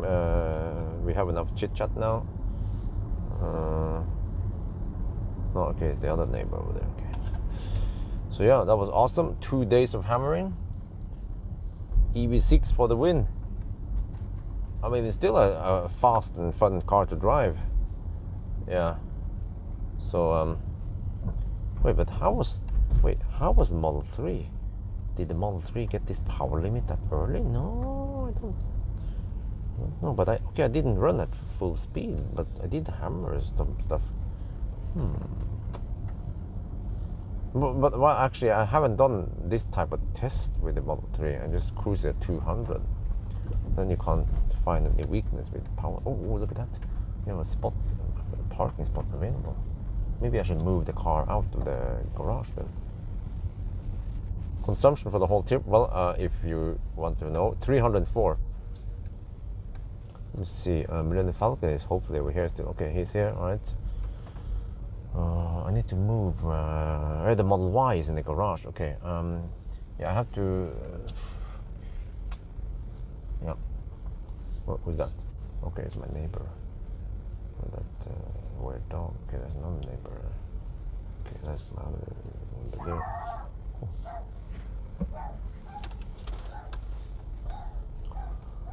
Yeah, it was a quick trip to Deutschland, my home, my second home.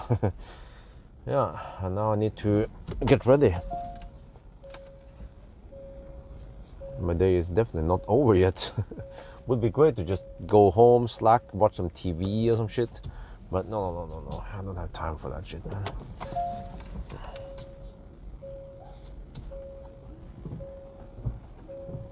Oh shit, I forgot the charge port is on the right side. Okay, I need to plug it in on that side then. Okay, I need to just squeeze it in deep enough so I can plug it in.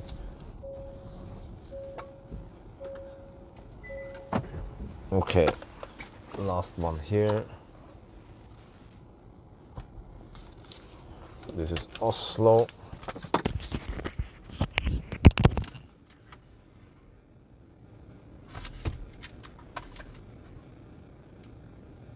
Oslo.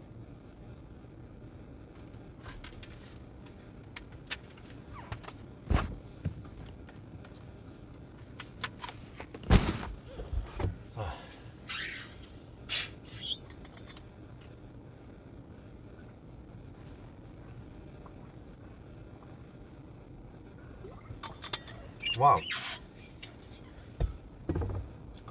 The consumption from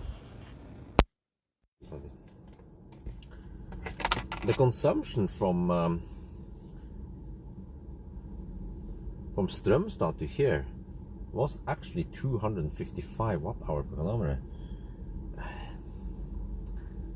This car is a bit thirsty, but you might say, yeah, but it is what it is. It's a performance car. Well, Model 3 or Model Y performance not like this. And the Koreans, they could maybe also make, I forgot to put this one back there. They could maybe have made the car more efficient, or I'm not sure. Could they? Maybe they could.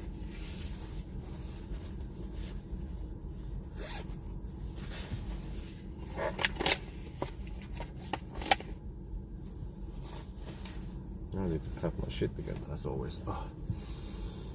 Yeah. So it was great. It was great, man.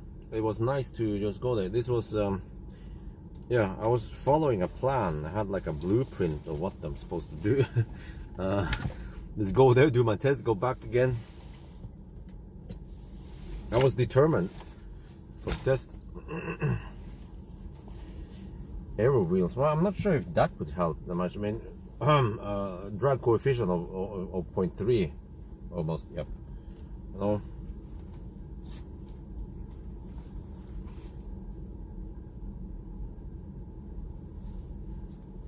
Classic Renault 2, yeah. Maybe that's not possible, or I mean, the 38 kilowatt hour Ioniq is good, but a little bit more expensive, and also charges dog slow. That's what killed it. yeah, so anyway, I will have to end now. So we will talk again in some time. I don't know next time. I have no idea when that's gonna be. Next weekend there will not be any, but there will be a Model Y 1,000 kilometer trailer challenge, but I don't know yet when I have time for that one. We have to see. House stuff is first priority now.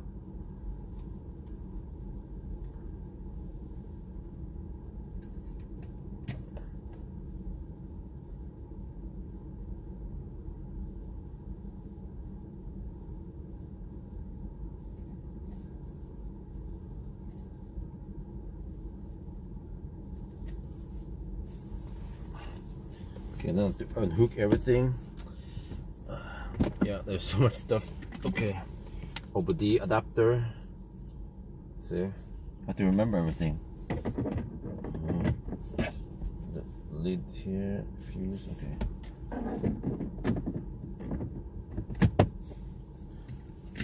The phone for the OBD for the car scanner. Phone holder. Let me see.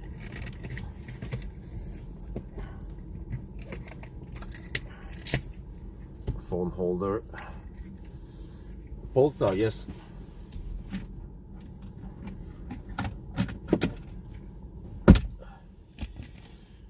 Oh, okay.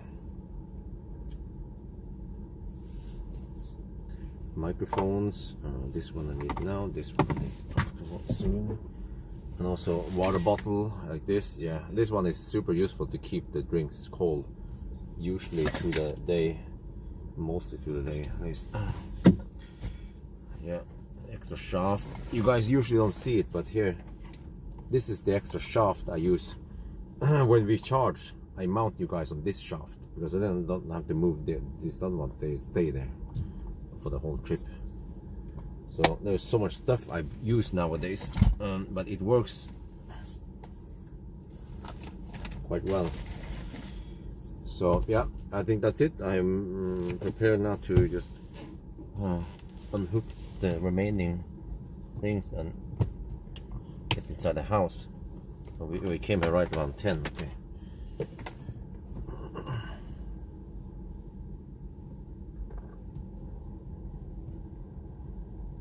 So that's it. Thank you so much for joining me on this nice trip. And talk to you again. Next time will be, yeah, I'm not sure, either Polestar or Model Y. I might want to push the Model Y before I get Polestar, but I'm not sure if I have time yet. Yeah, yeah, we'll see. So good night, have a nice evening, talk to you guys later. And you see I'm a little bit tired now.